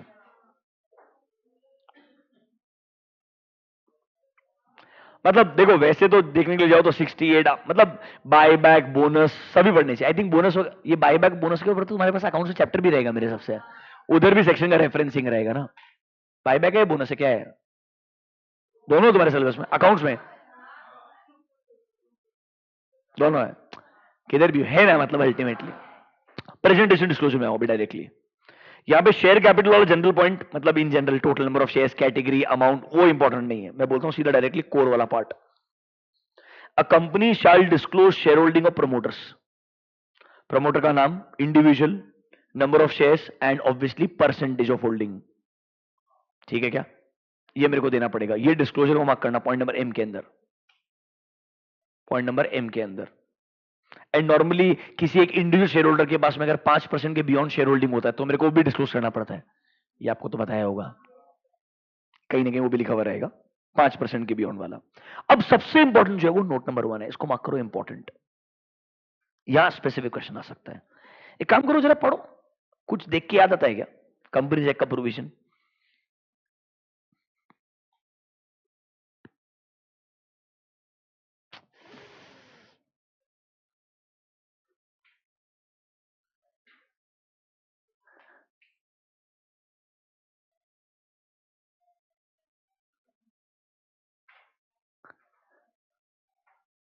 एक काम करो, go to company audit chapter. अरे there was a logic to leave this because this is already covered. जाओ कंपनी ऑडिट के अंदर, chapter number 10, come to section 143 subsection 3। याद है क्या? क्लॉज नंबर आई तो तुमको याद था, फिर एक जे वाला था, उसके लिए एक रूल दिया था, rule number 11, company audit 143 subsection 3, page number 10.25। ऐसा बहुत सारा रेड लिखा हुआ रहेगा एक साथ में, ऐसा बहुत सारा रेड दिखेगा, ऐसे वो एक ही पेज में इतना रेड है। 10.25, इसको तुमको समराइज करके भी लिखवा के दिया है मैंने क्लास नोट्स के अंदर, दिख रहा है क्या? 143 सबसेक्शन 3 क्लॉज नंबर जे, रूल नंबर 11 दिख रहा है क्या? अल्टीमेट बेनिफिशियल ओनर वाला कॉन्सेप्ट था।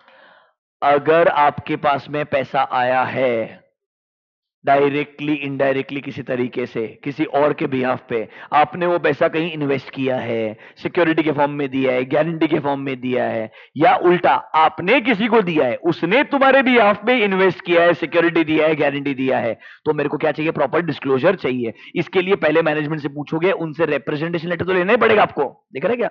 वेदर मैनेजमेंट हैज रिप्रेजेंटेड, मतलब उन्होंने लिख करके दिया होगा दैट जो जो उन्होंने डिस्क्लोज किया उसके अलावा कुछ और ऐसा है क्या। अब यहां पता है ये क्यों वहां पर आ रहा है? क्योंकि वर्ड क्या है? एक वर्ड है, इधर देखो, no funds have been advanced और लोन्ड और invested either from borrowed funds और, मतलब तेरे शेयर प्रीमियम अकाउंट के नाम पे जो पैसा आया हुआ है ना, तूने वो पैसा तो कहीं पास ऑन नहीं कर दिया है, सिर्फ उस वर्ड की वजह से उधर है। आगे बोरोइंग आएगा, उसके अंदर भी सेम आएगा। समझा क्या मेरा बात? इंपॉर्टेंट क्या है सुनो, ये चीज बोरोइंग्स के अंदर भी रहेगी, डिस्क्लोजर के अंदर, ये चीज शेयर कैपिटल के पीछे भी है। इसमें इंपॉर्टेंट क्या है, ढंग से सुनना, अमाउंट क्या है, डेट क्या था, समझ रहे हो मेरा बात? क्या ये अगर आपने पैसा दिया है, is this in compliance with FEMA, foreign currency, समझ रहे हो? तो मतलब इन सिंपल टर्म्स मेरे को दो जगह पे जाके डिस्क्लोजर में कुछ इंपॉर्टेंट वर्ड्स मार्क करने, ले जा रहा हूं, मार्क करना ढंग से, और फिर आपको बताता हूं एग्जाम में क्या क्वेश्चन आ सकता है। अभी के लिए 143 सब सेक्शन थे, क्लॉज नंबर जे याद आया कि भाई इन चीजों पे मुझे एडिशनल रिपोर्टिंग करनी होती है। कहां पर? मेरे ऑडिट रिपोर्ट में। ऑडिट रिपोर्ट में कहां पर आता है ये? Reporting on other legal and regulatory requirement. याद आया कि पढ़ाया पूरा डिटेल में आपको मैंने? ठीक है ना? अभी आओ, come back to share capital point. मैं जो बोलता हूं, शेयर कैपिटल में भी रहेगा, बोरोइंग्स में रहेगा, दोनों जगह पे एक साथ में पिक करके खत्म करेंगे। Come to share capital presentation disclosure.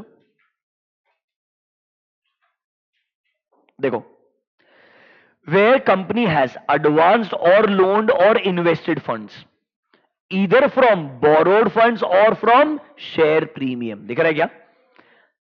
Then they शाल, देखो, अगर उन्होंने ऐसा किया है, डायरेक्टली इनडायरेक्टली लेंड किया है, इन्वेस्ट किया है, और मतलब other as ultimate beneficial owner आपने पैसा पास ऑन किया था जो कहीं और इन्वेस्ट वगैरह किया होगा। मुझे क्या चाहिए? पॉइंट नंबर बी देखो, provided any guarantee security on behalf of ultimate beneficiary, company shall disclose the following. ये इंपॉर्टेंट है, क्या डिस्क्लोजर आएगा?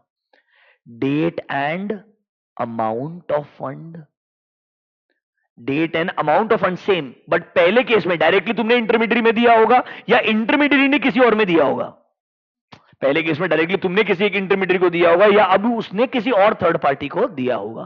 Third point, date and amount of guarantee और security provided on behalf of ultimate बेन। तो ये वाला था एडवांस और लोन और इन्वेस्टेड।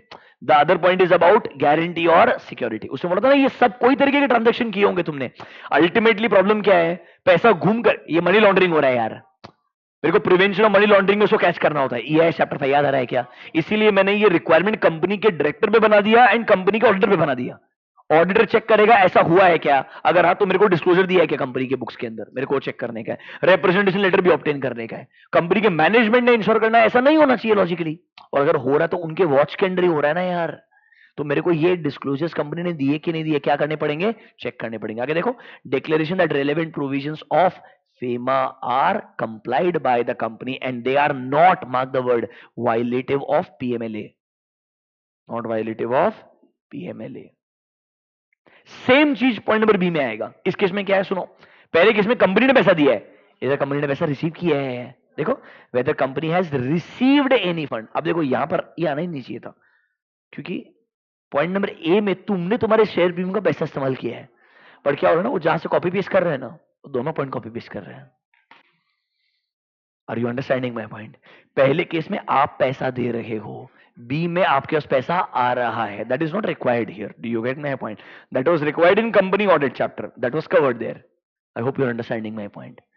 समझा क्या मेरा बात? पॉइंट सेम ही इधर भी नीचे, कुछ अलग नहीं है। देखो same, date and amount, date and amount और फंड्स रिसीव्ड आ जाएगा। क्या आ जाएगा वर्ड? फंड्स रिसीव्ड, वहां पर फंड्स गिवन। अब बोरोइंग्स में जाओ, गो टू बोरोइंग्स। जाओ, मेरा बात मानो, मैं जो बोल रहा हूं तुमको, go to borrowings.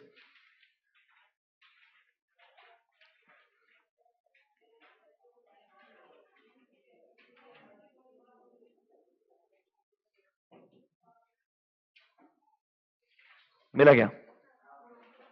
Same point रहना चाहिए मेरे हिसाब से। पेज नंबर 9B.18 पे आओ, इंपॉर्टेंट नोट्स। ठीक है, यहां पे आओ, note number 4, utilisation of borrowed funds and, देखो हेडिंग में मैच हो रहा है, एंड शेयर प्रीमियम, इसलिए दोनों जगह रेफरेंस है। अंदर देखो कंटेंट परफेक्ट मैच होता है, कोई डिफरेंस नहीं है। इस बार पैसा बोरोड फंड से आपने आगे पास ऑन किया होगा, तब आपने शेयर प्रीमियम का पैसा आगे पास ऑन किया था। पॉइंट पढ़ के चेक कर लो एक बार। अब एग्जाम में बोरोड पूछे, शेयर प्रीमियम से पूछे, क्या फर्क पड़ता है अल्टीमेटली? क्या तुमने एज अ अल्टीमेट बेनिफिशियरी पैसा पास ऑन किया था क्या, या पैसा रिसीव किया था क्या? अगर हाँ, तो मेरे को डेट एंड अमाउंट इंडिविजुअल हर लाइन आइटम की डिटेल्स चाहिए।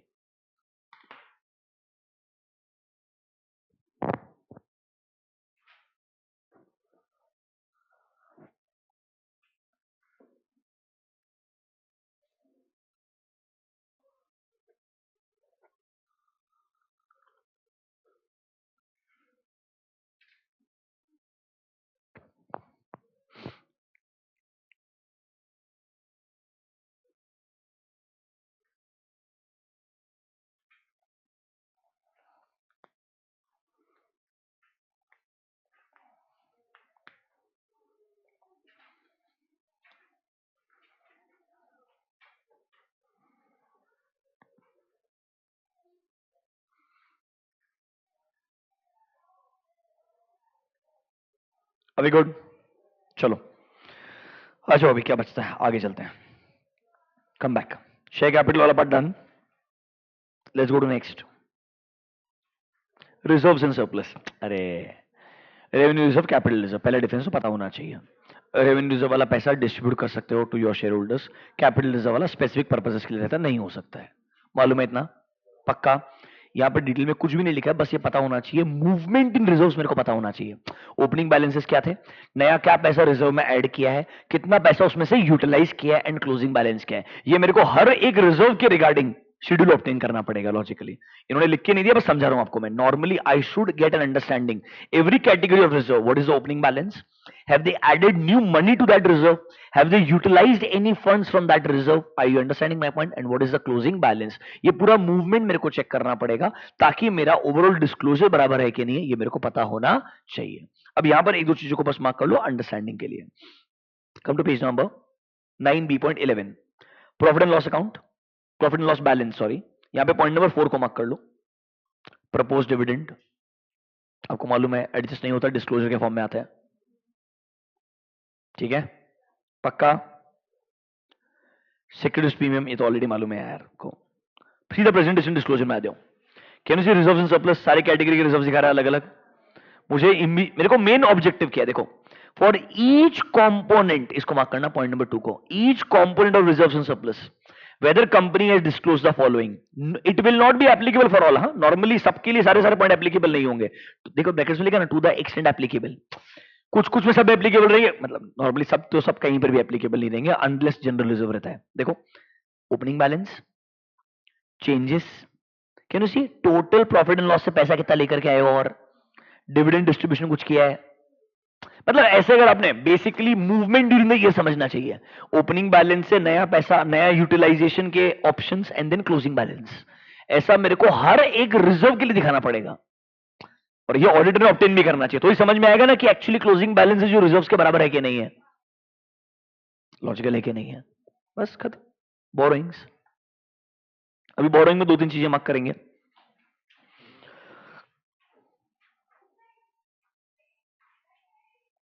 Page number 9B.14, point number 4 and 5, confirmation letter के बारे में बात कर रहा है क्या? अरे पैसा बोरो किया है, आउटस्टैंडिंग बैलेंस रहेगा, थर्ड पार्टी को कंफर्मेशन लेटर भेज सकते हो, ठीक पॉइंट है। कंप्लीटनेस के लिए will you obtain a schedule of all your short term and long term borrowings, additional date वगैरह लिया है तो कंपल्सरीली कॉन्ट्रैक्ट चेक करोगे, बोर्ड ऑफ डायरेक्टर की मीटिंग के मिनट्स चेक करोगे, अप्रूवल है कि नहीं चेक करना पड़ेगा, ठीक पॉइंट है क्या? SF505 का रेफरेंस, पूरा कंफर्मेशन लेटर भेजना ही पड़ेगा ना आपको आइडियली। आज जो वैल्यूएशन के लिए यहां पर मेरे को अग्रीमेंट्स बहुत काम में आएंगे, चेंजेस इन अग्रीमेंट्स बहुत काम में आएंगे, थर्ड पार्टी कंफर्मेशन लेटर काम में आएगा, इंटरेस्ट कैलकुलेशन चेक करना पड़ेगा, अरे लॉजिकल है कि नहीं है? रीपेमेंट शेड्यूल देखना पड़ेगा, रीपेमेंट अप्रोप्रिएटली हो रहा है कि नहीं हो रहा, वो चेक करना पड़ेगा। ठीक पॉइंट है। और अगर कोई इंटरनल रीस्ट्रक्चरिंग हुआ है और अप्रूव्ड डॉक्यूमेंट है कि भाई बुक्स में बोरोइंग अमाउंट ज्यादा था, पर रीस्ट्रक्चरिंग करके हमने अग्री किया with the third party that now the payment will be on a reduced amount, तो वो रिड्यूस अमाउंट ही बुक्स में आना चाहिए ना यार, राइट ऑफ हो जाना चाहिए बोरोइंग भी। लॉजिकल पॉइंट है कि नहीं है? पक्का। इन केस ऑफ अदर प्रोसीजर, कुछ चीजों को मार्क कराता हूं, वो कर लीजिए मार्क। पॉइंट नंबर 5,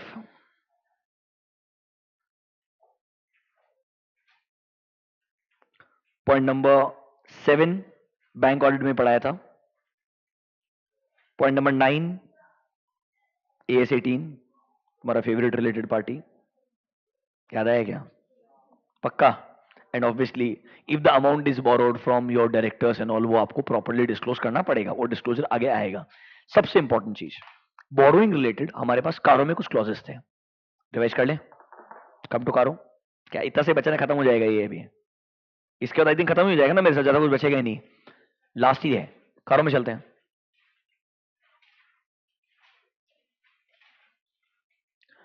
देखो कारो क्लॉज नंबर 7 तक दिक्कत नहीं था। 7 was your statutory dues, 8th was your income जो डिस्क्लोज नहीं था, राइट। 9th और 10th जो बोरोइंग रिलेटेड है। 10th is not related to borrowing, it's about usage of funds. 9th is about borrowing ideally. Clause number 9 पे आ जाओ।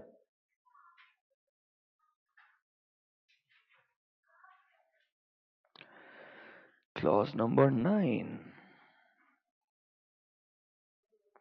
किस पर्पस के लिए पैसा इस्तेमाल किया है? डिफॉल्ट तो नहीं किया रीपेमेंट के लिए। देखो clause number 9, whether company has defaulted in repayment of loans or borrowing, क्या मेरे को प्रॉपर डिस्क्लोजर देना पड़ेगा? लेंडर बाय लेंडर डिटेल देनी पड़ेगी। हाँ, इंडिविजुअल पर्सन कितना पैसा बोरो किया था, इंटरेस्ट अमाउंट कितना बनता है, रीपेमेंट क्यों नहीं किया, रीजंस क्या है, अमाउंट इन्वॉल्व क्या है, पूरा देना पड़ेगा डिस्क्लोजर। लॉजिकल पॉइंट है। तो if the company is mark the word declared wilful defaulter, क्या मेरे को देखना पड़ेगा कि भाई कंपनी इस कैटेगरी में आता है क्या? अगर तो मेरे को स्टेट करना पड़ेगा that company has been declared as a wilful defaulter by a respective bank. Logical point है। फिर देखो whether funds raised on a short term basis have been utilized for a long term purpose, गलत है ना यार? कब करता है कंपनी ऐसा? जब फाइनेंशियल कंडीशन बुरी होती है, क्योंकि ये शॉर्ट टर्म का पैसा महंगा होता है, वो लॉन्ग टर्म पर्पस के लिए क्यों यूज करूंगा मैं यार? I am using a costly source of fund for something which is long term in nature. Are you understanding my point? फिर देखो next, whether any funds raised from any entity, जिसका अरे सब्सिडीज वगैरह का obligation meet करने के लिए पैसा रेज कर रहा हूं मैं। सबसे इंटरेस्टिंग मेरे सबसे कैसे कारों का रिपोर्टिंग करेंगे वो देखते हैं अपन। अदानी ग्रुप किधर किधर से पैसा आ रहा है, समझ लो मेरा बात, क्या प्लेज करके आ रहा है? मतलब मेरे हिसाब से एक आध कंपनी बचा है जहां पे प्रमोटर प्लेजिंग कम है, बाकी सब कुछ प्लेज ही है। एसीसी अंबुजा खरीदा, पूरा प्रमोटर स्टेक जो था प्लेज कर दिया, पैसा बोरो किया नया बिजनेस खरीदने के लिए। एक्सट्रीम लेवरेजिंग, समझ लो क्या मेरा बात? मतलब मेरे पास जो था उससे मैंने एक खरीदा, इसके भाव से और पैसा उठाया, उससे अगला खरीदा। आर यू अंडरस्टैंडिंग में? मेरे हिसाब से एक जो अदानी विल्मार है ना, उसमें प्लेजिंग बहुत कम है, 10-15% रहेगा। बाकी ऑलमोस्ट सारे मेजोरिटी एंटिटीज के अंदर पूरे प्रमोटर शेयर प्लेज्ड है। मतलब जितना मैक्सिमम लेवरेज हो सकता है उठा लिया है। Are you understanding my point? We are just waiting for the right time. I hope that is not the situation, वरना इकोनॉमी के लग जाएगी। देखो whether company has raised loans during the year on the pledge of securities held in subsidiaries JVs, मैं बोलता उधर तो सब में है, कितना रिपोर्टिंग करोगे, कितना डिस्क्लोजर करोगे, आराम ही जाने जाने दो। Do you understand about default in repayment? 10th is about usage of funds. Basically आपने IPO या further issue of shares, private placement वगैरह के थ्रू पैसा अगर रेज किया है ना, तो उस पैसे का इस्तेमाल किस पर्पस के लिए किया है, सही पर्पस के लिए किया है कि नहीं किया है, कंप्लायंसेस किए कि नहीं है कंपनीज एक्ट के, वो आपको देखने पड़ेंगे under clause number 10। So 10 is about your money raise through IPO and FPO, ideally private placements के थ्रू। 9th is about your borrowings वगैरह, आपने डिफॉल्ट किए हैं क्या। इसमें सिर्फ डिफॉल्ट वाला पार्ट नहीं है, इवन फंड्स का यूटिलाइजेशन भी कवर्ड है, ध्यान रखना। नाम देखने के लिए डिफॉल्ट इन रीपेमेंट है, हाँ, but it's not just default in repayment. Remember इसमें पॉइंट नंबर D है, whether funds raised are used for the right purpose or not. Point number D and C, दिख रहा है क्या पर्पस के ऊपर बात कर रहे हैं वो? It is not just default in repayment, वो इनिशियल पॉइंट था, नाम वो रख दिया, अंदर का कंटेंट बदल चुका है अभी, मेरी गलती नहीं है, हेडिंग वैसी ही है। समझ रहे हो ना मेरा बात? अंदर का कंटेंट डिटेल में आ गया है। Can we come back to borrowings? चलो तो मतलब देखो, clause number 7 statutory dues clause, number 8 undisclose income, समझ रहे हो, 9th default in repayment, 10 usage of funds, 11वां फ्रॉड। एटलीस्ट इस सीक्वेंस में याद रखना लॉजिकली। मैं बोला था कारों को 4 टुकड़ों में डिवाइड कर लेना, 1 to 7 समझ रहे हो लॉजिकल सीक्वेंस है, 8 to 11 लॉजिकल सीक्वेंस है, 12 to 16 एंड देन 7 to 21 ऐसे पार्ट्स डिवाइड कर लेना, 1 to 7, 8 to 11, 12 to 16, 16 NBFC clause रहेगा तुम्हारा, 17 to 21 और 21 भी नहीं, 17 to 20 ही कर लो, 21 तो कंसोलिडेटेड है तुमको मालूम ही है, उसमें तो कोई दिक्कत ही नहीं होगा, ठीक है ना। 20 वाला तुम्हारा सीएसआर वाला है। कुछ ऐसा याद है क्या? कोई बात नहीं, लास्ट से पढ़ोगे याद आ जाएगा, टेंशन मत लो यार, कुछ ऐसा कॉम्प्लिकेटेड नहीं है। Let's come back, borrowings.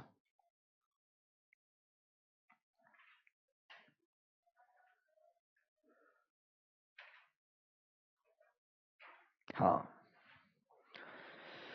Borrowings other procedure हो गया। कम टू प्रेजेंटेशन डिस्क्लोजर, ये इंपॉर्टेंट है। प्रेजेंटेशन डिस्क्लोजर में कुछ पॉइंट्स मार्क करवाता हूं। ये normally short term borrowing, long term borrowing, other current liability, ये बाइफर्केशन तो देना ही पड़ेगा। उन्होंने भी एक्चुअली में इंडिविजुअली अलग अलग एरिया को डिस्कस करना चाहिए था, वो खुद भी बोर हो गए थे, सब कुछ मिला के बोरोइंग्स में डाल दिया, borrowings and other current liabilities together. समझ रहे हो मेरा बात? पर यहां पे इंपॉर्टेंट चीज क्या बोलता हूं आपको मैं, ये सब इंपॉर्टेंट नहीं है। 9b.17 हमेशा ध्यान रखना, borrowing should always be sub classified as secured and secured, ये पॉइंट को मार्क कर लो। Point number 3, whether loans have been guaranteed by directors और अदर्स, अगर हाँ तो टोटल अमाउंट क्या है एंड परसेंटेज क्या रहेगा वो चाहिए मेरे को, ठीक है।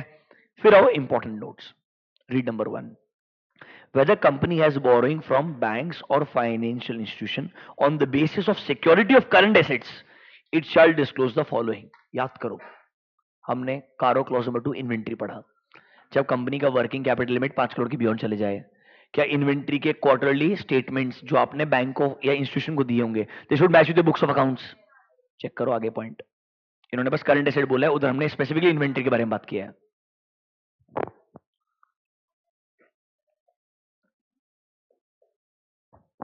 Whether quarterly returns or statements filed by the company with the banks are in agreement with the books of accounts. If not, what are the reasons? Logical point है पक्का। सेम पॉइंट नंबर 2, विलफॉल डिफॉल्टर, अभी just पढ़ के हैं clause number 9 से, क्या company को declare किया एज अ विलफुल डिफॉल्टर, अगर हाँ तो मेरे को स्टेट करना पड़ेगा डेट क्या था, क्यों, डिटेल्स क्या क्या डिफॉल्ट्स किए उन्होंने जिसकी वजह से ऐसा उसको क्लासिफाई किया है। नेक्स्ट, रजिस्ट्रेशन ऑफ चार्जेस और satisfaction with the registrar of companies, मतलब नॉर्मली बोरोइंग्स रिगार्डिंग जो चार्जेस रहते हैं, एक रजिस्टर ऑफ चार्जेस रहता है पूरा, तो उसका मेरा रजिस्ट्रेशन विद आरओसी रहना चाहिए और मेरे को डिटेल्ड सर्टिफिकेशंस लगेंगे। नोट नंबर 4 सबसे इंपॉर्टेंट है, उसे मार्क कर देना, द मोस्ट इंपॉर्टेंट वन, आपको ऑलरेडी आता है, मैं पक्का बोल रहा है, मेरे को 100% उम्मीद है उन्होंने डायरेक्टली 143 सबसेक्शन 3 क्लॉज नंबर जे में रूल 11 में ये कॉन्सेप्ट किया है, ये आ चुका है। व्हाट इज रूल 11 का ये पॉइंट, ये आ चुका है, ये चीज चैप्टर 9 के पर्सपेक्टिव से नहीं है। Disclosures, date and amount given to sub intermediaries, date and amount given to intermediaries who have given to other intermediaries as a investment, समझ रहे हो। then guarantee security वाला date and amount, no violation of PMLA, वो disclosure वाला चारों point याद रखना, मैं तुमको बता रहा हूं, वो डिस्क्लोजर का चारों पॉइंट याद रखना, अलग क्वेश्चन बनेगा, चाहे शेयर प्रीमियम अकाउंट के पॉइंट ऑफ व्यू से आए या बोरोड फंड के पॉइंट ऑफ व्यू से आए, कोई फर्क नहीं पड़ता, पर पक्का एक क्वेश्चन बनेगा, ठीक है। नोट नंबर 5 तुम्हारा फेवरेट, कारो क्लॉज नंबर 9 याद आएगा अपने आप, where the company has not used the borrowings from bank or institution for the specific purpose for which it was taken as on balance sheet date, the company shall disclose the details where they have been used। अरे यही तो कारो clause number 9 में बताया था आपको मैंने, that it is not just default in repayment, it is also about usage of funds which are borrowed।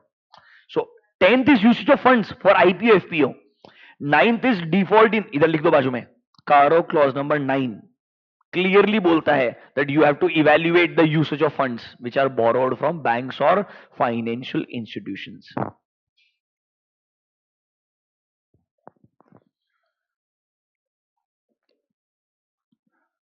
This payable is exactly similar to receivable यार. इसमें कुछ अलग डिस्क्लोजर रिक्वायरमेंट है क्या वो देख लेते हैं, बाकी तो मेरे को ग्रेट लगता नहीं कुछ भी यार.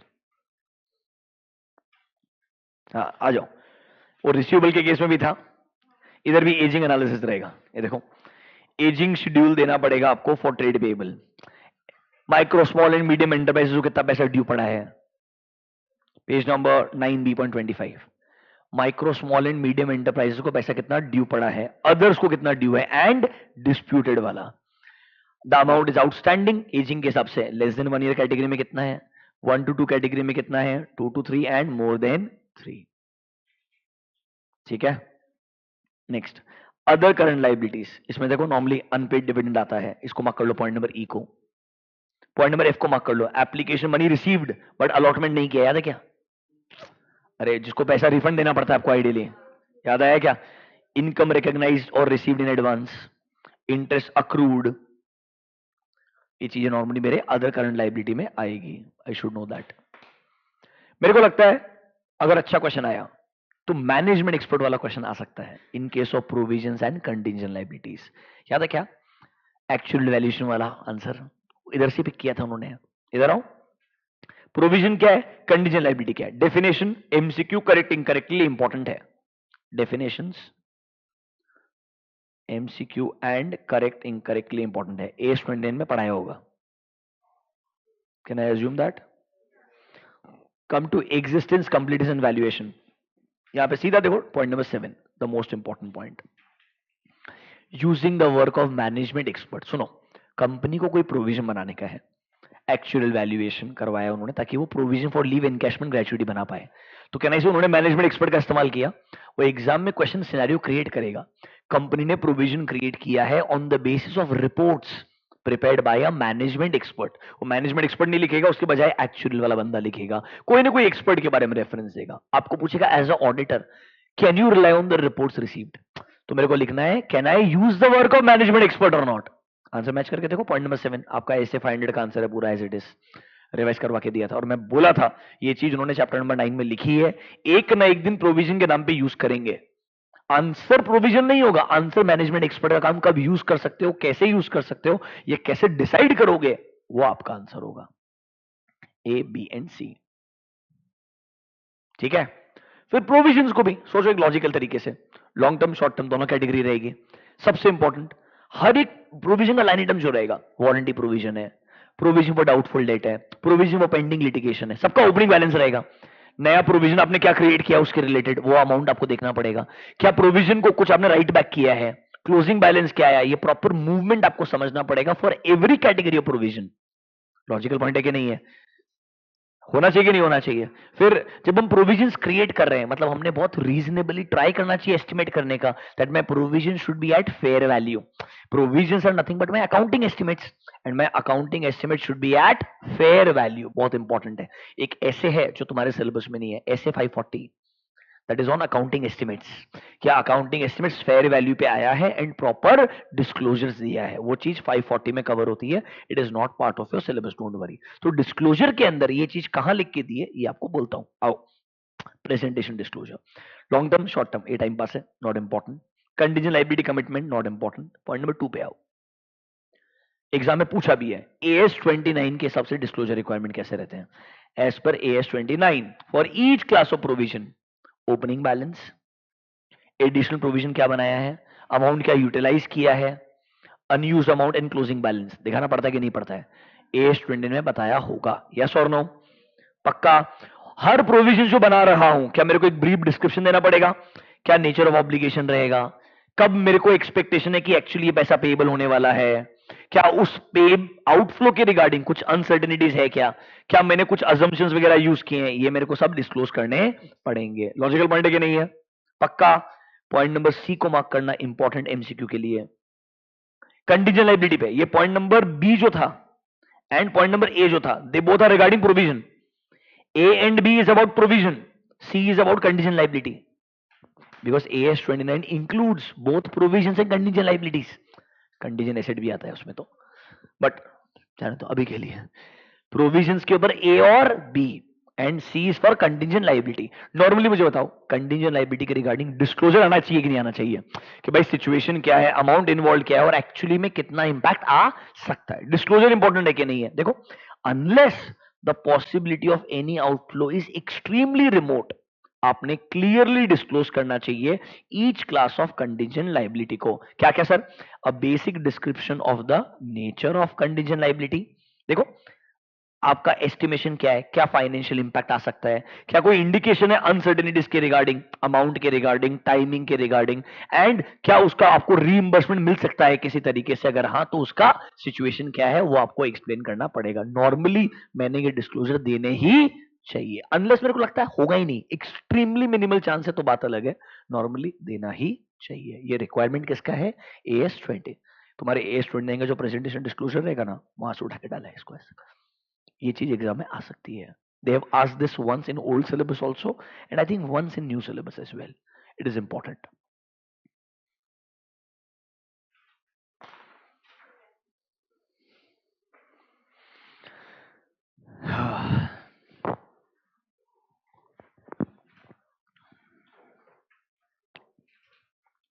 देखो बार बार एक चीज रिपीट कर रहा हूं, जब प्रिपरेशन कर रहे हो don't try to spend lot of time on ऐसे मॉड्यूल। प्लीज, वो अंडरस्टैंडिंग के लिए इंपॉर्टेंट था, फाइनल में बहुत काम में आएगा, आर्टिकल्स में बहुत काम में आएगा, उसका पर्पस हो चुका है, उसकी वजह से तुम यहां तक पहुंचे हो, मैं तुम्हें बता रहा हूं, और उसकी वजह से तुम आंसर लिख पाओगे, ये भी तुमको बोलता हूं। फॉर एग्जाम्पल तुमको लास्ट अटेम्प्ट का पेपर दिखाया जो अनयूजुअल होता है, तो बहुत ही अनयूजुअल ऐसे से पिक कर करके आंसर्स क्वेश्चंस पिक किए थे, तब उसका अंडरस्टैंडिंग बहुत काम में आएगा। नॉर्मल सिचुएशंस में आपने शुरुआत करना है मॉड्यूल 2 से। जैसे मैं मॉड्यूल 2 के अंदर चैप्टर 1 पे गया, सारे मिस्टेरियस टॉपिक लिख के दिए वहां पे मैंने। मॉड्यूल 2 में आऊं, मिस्टेरियस टॉपिक यार, डेफिनेशन ऑफ ऑडिट क्या होता है, ऑब्जेक्टिव ऑफ ऑडिट क्या है, और तुमको मालूम है इस पे क्वेश्चन आया, यही क्वेश्चन था एग्जाम के अंदर लास्ट तक। मैं तुमको बोल रहा है हर चैप्टर से क्वेश्चन आएगा, हर चैप्टर से बेसिक बेसिक लेवल का क्वेश्चन आएगा, पर आएगा पक्का बोलता हूं। अब ना पेपर के हिसाब से सोचो उधर कैसे क्वेश्चंस पूछते हैं वो लोग, मतलब चैप्टर 1 में अगर ये आ चुका है ना, अगली बार पक्का स्कोप ऑफ ऑडिट या aspects to be covered in audit, मैं लिख के बोलता है होना ही है। बहुत ही याद हो गया तो क्वालिटीज ऑफ एन ऑडिट पे आ जाएगा, मुझे था ना क्वालिटीज ऑफ एन ऑडिट, एक रहेगा क्वालिटीज ऑफ एन ऑडिटर, उस पर क्वेश्चन आ जाएगा। मैं बोल रहा है चैप्टर 1 पढ़ना है, मतलब पढ़ना है, मैंने आपको क्वेश्चन में क्वेश्चन मार्किंग करके दिया है कि तेरे को भाई इतने क्वेश्चन पढ़ने का है, तो तू शुरुआत वैसे कर, प्रिपरेशन वहीं से दिमाग लगा। Now it is not that you are starting from scratch, you already have lot of understanding, now you are preparing for exams. तो सीधा चैप्टर 1 में ये 5 क्वेश्चन आ सकता है, इसका मेरे को ये आंसर लिखने का है, मेरे को ये पता होना चाहिए, इसमें मेरे को अगली बार ये 4-4 पॉइंट पढ़ने का है, ये मेरे को ऐसे याद रहेगा, मैं ऐसा लिखूंगा। चैप्टर 1 खत्म। फिर मैं गया चैप्टर 2 पे, नाम देखो क्या है, ऑडिट स्ट्रेटेजी प्लानिंग प्रोग्राम। अब कौन सा रेफरेंस आया? 2 ऐसे का रेफरेंस आया। अब मैं ऐसे मॉड्यूल ओपन करूंगा, और अभी भी बोलता हूं ऐसे 300 320 का पहले क्लास नोट्स निकाल लो, फटाफट दोनों को उड़ा दो, फिर मॉड्यूल को एक बार ऐसे मॉड्यूल को स्कैन करो कि 300 में कुछ तो ऐसा था क्या जो क्लास नोट्स में नहीं आया, अच्छा एक था, ये मेरे को देखने का है। Planning is not a discrete phase of audit, कुछ ऐसा घटिया कैटेगरी का क्वेश्चन रहेगा, उसको पढ़ा, इग्नोर किया। 320 में गया, कुछ तो मिस हुआ गया, एक आध कोई चीज रहेगा, पढ़ा, छोड़ दिया। ये अप्रोच से ऐसे मॉड्यूल के पास जाओ, ऐसे मॉड्यूल खोल के बैठो ही मत, ये मॉड्यूल से शुरुआत करो, this is your right direction. ये मैंने बार बार ये नाम क्यों लिख के दिया है, क्यों ऐसा लिख के दिया है, ताकि तेरे को समझे तो किधर जाने का है, वरना मैं कटिंग कर देता ना डायरेक्टली यार। तेरा डायरेक्शन पढ़ाई के लिए ऐसा होना चाहिए। थर्ड ऐसे चैप्टर में जाऊंगा, कौन सा है, ऑडिट एविडेंस एंड डॉक्यूमेंट। ये तो मिसलीडिंग है, इसमें तो बहुत एसेज हैं, सिर्फ इतनी पढ़ूंगा, मतलब तू वो एसेज पढ़ जो यहां से आए हैं, उसके बाद टाइम बचे जिंदगी में तो बचे वैसेज। समझा क्या मेरा बात?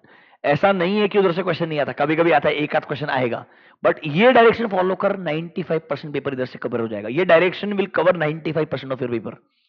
One question can be beyond this, 299 पे आ गया, आ सकता है, जॉइंट रिस्पॉन्सिबिलिटीज आ सकता है, ऐसा नहीं कि सिलेबस में नहीं है आपके, डायरेक्टली इधर नहीं है, इनडायरेक्टली घुमा फिरा के है, ठीक है ना, लास्ट में देखना ना एक बार, क्या दिक्कत है, कोई प्रॉब्लम वाला बात नहीं है। समझा क्या? मतलब ये डायरेक्शन तूने अगर फॉलो किया ना, मैं बता रहा हूं तेरा रिवीजन भी फास्ट होगा, क्विक अंडरस्टैंडिंग भी रहेगा और डायरेक्शन क्लियर रहेगा। अच्छा ये क्वेश्चन चैप्टर 1 से आ रहा है, ये क्वेश्चन चैप्टर, इसीलिए नोटिस करो रिवीजन करते वक्त भी बार बार बोला 520 इंपॉर्टेंट है, अलग चैप्टर है, 240 इंपॉर्टेंट है, अलग चैप्टर है, 530 इंपॉर्टेंट है, 520, 30, 240, these are separate chapters. Planning का 300, 320 इंपॉर्टेंट, बिकॉज उन पे चैप्टर्स बने हुए पूरे के पूरे, उधर से एक एक क्वेश्चन आएगा ही आएगा। Are you understanding my point? वो अप्रोच रखो, कोई दिक्कत नहीं होगा। मैं आपको बता रहा हूं बार बार, bare minimum, honestly bare minimum ये अप्रोच से 2 रीडिंग चाहिए। अच्छा 2 रीडिंग्स अगर अच्छा करके रखा, सेकेंड रीडिंग तक पहुंचते पहुंचते क्लियरली पता होना चाहिए chapter 1 6 question, every question 4 points, ताकि लास्ट डे शुरुआत वहां से करूंगा। समझा क्या मेरा बात? तब जाके लास्ट डे पूरा सिलेबस खत्म होगा। And you have to cover the entire syllabus, there is no other way round, I am telling you, there is no other way. पूरा कवर करना है, क्योंकि किधर से भी कुछ भी आएगा, ये प्रिपेयर्ड रहने का अपने को। बात समझा क्या? So that's how you should go to chapter 1 2 3 4 5 6। और अगर इसका भी सीक्वेंस चाहिए तो सबसे पहला चीज है सारे ऐसे वाले चैप्टर पहले उड़ाने का। चैप्टर 1 2 3 5 7 8 पहले ही उड़ाने का, 4 6 को छोड़ देने का। ये खत्म किया, 4 6 मिला के नॉर्मली 2 क्वेश्चन आते हैं। लास्ट एग्जाम दोनों 6 पे आए, ज्यादा प्रोबेबिलिटी 6 की है एंड ज्यादा आसानी से प्रिडिक्ट चैप्टर 6 होता है। छोटा है, ऑटोमेटेड एनवायरमेंट, समझ रहे हो मेरा बात? उसका फायदा उठाओ, चैप्टर 6 को घोट लो। हर मैं पूरा पढ़ा है ऐसा था कि इधर ये क्वेश्चन ये 5 पॉइंट, ये क्वेश्चन ये 5 पॉइंट, पूरा अप्रोच ही वैसा था, क्योंकि उधर सिर्फ क्वेश्चन ही डायरेक्टली आता है।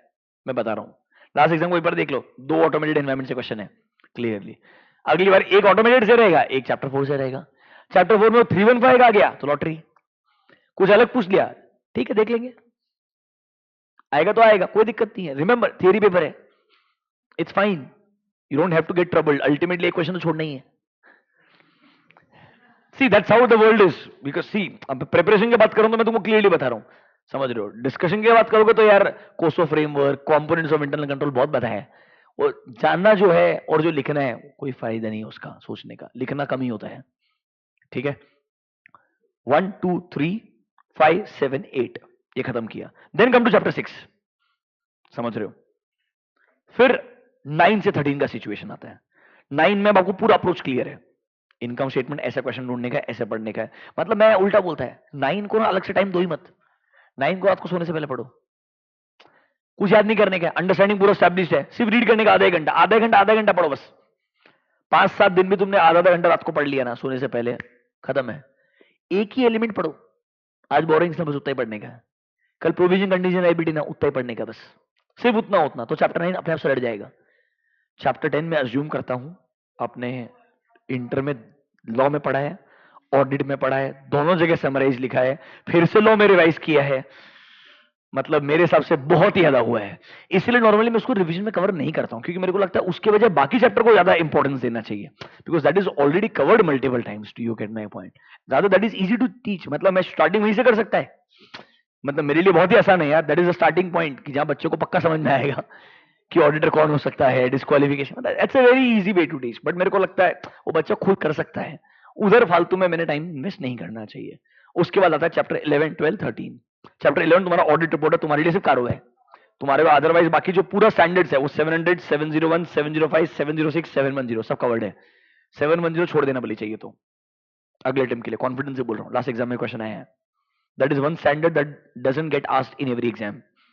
Do you get my point? 710 से क्वेश्चन आया है, 710 में पूछने लायक क्वेश्चन 3 है, समझ रहे हो मेरा बात? एक्सेप्शन क्या है, ऑडिट प्रोसीजर क्या है, रिपोर्टिंग क्या है, समझ रहे हो मेरा बात?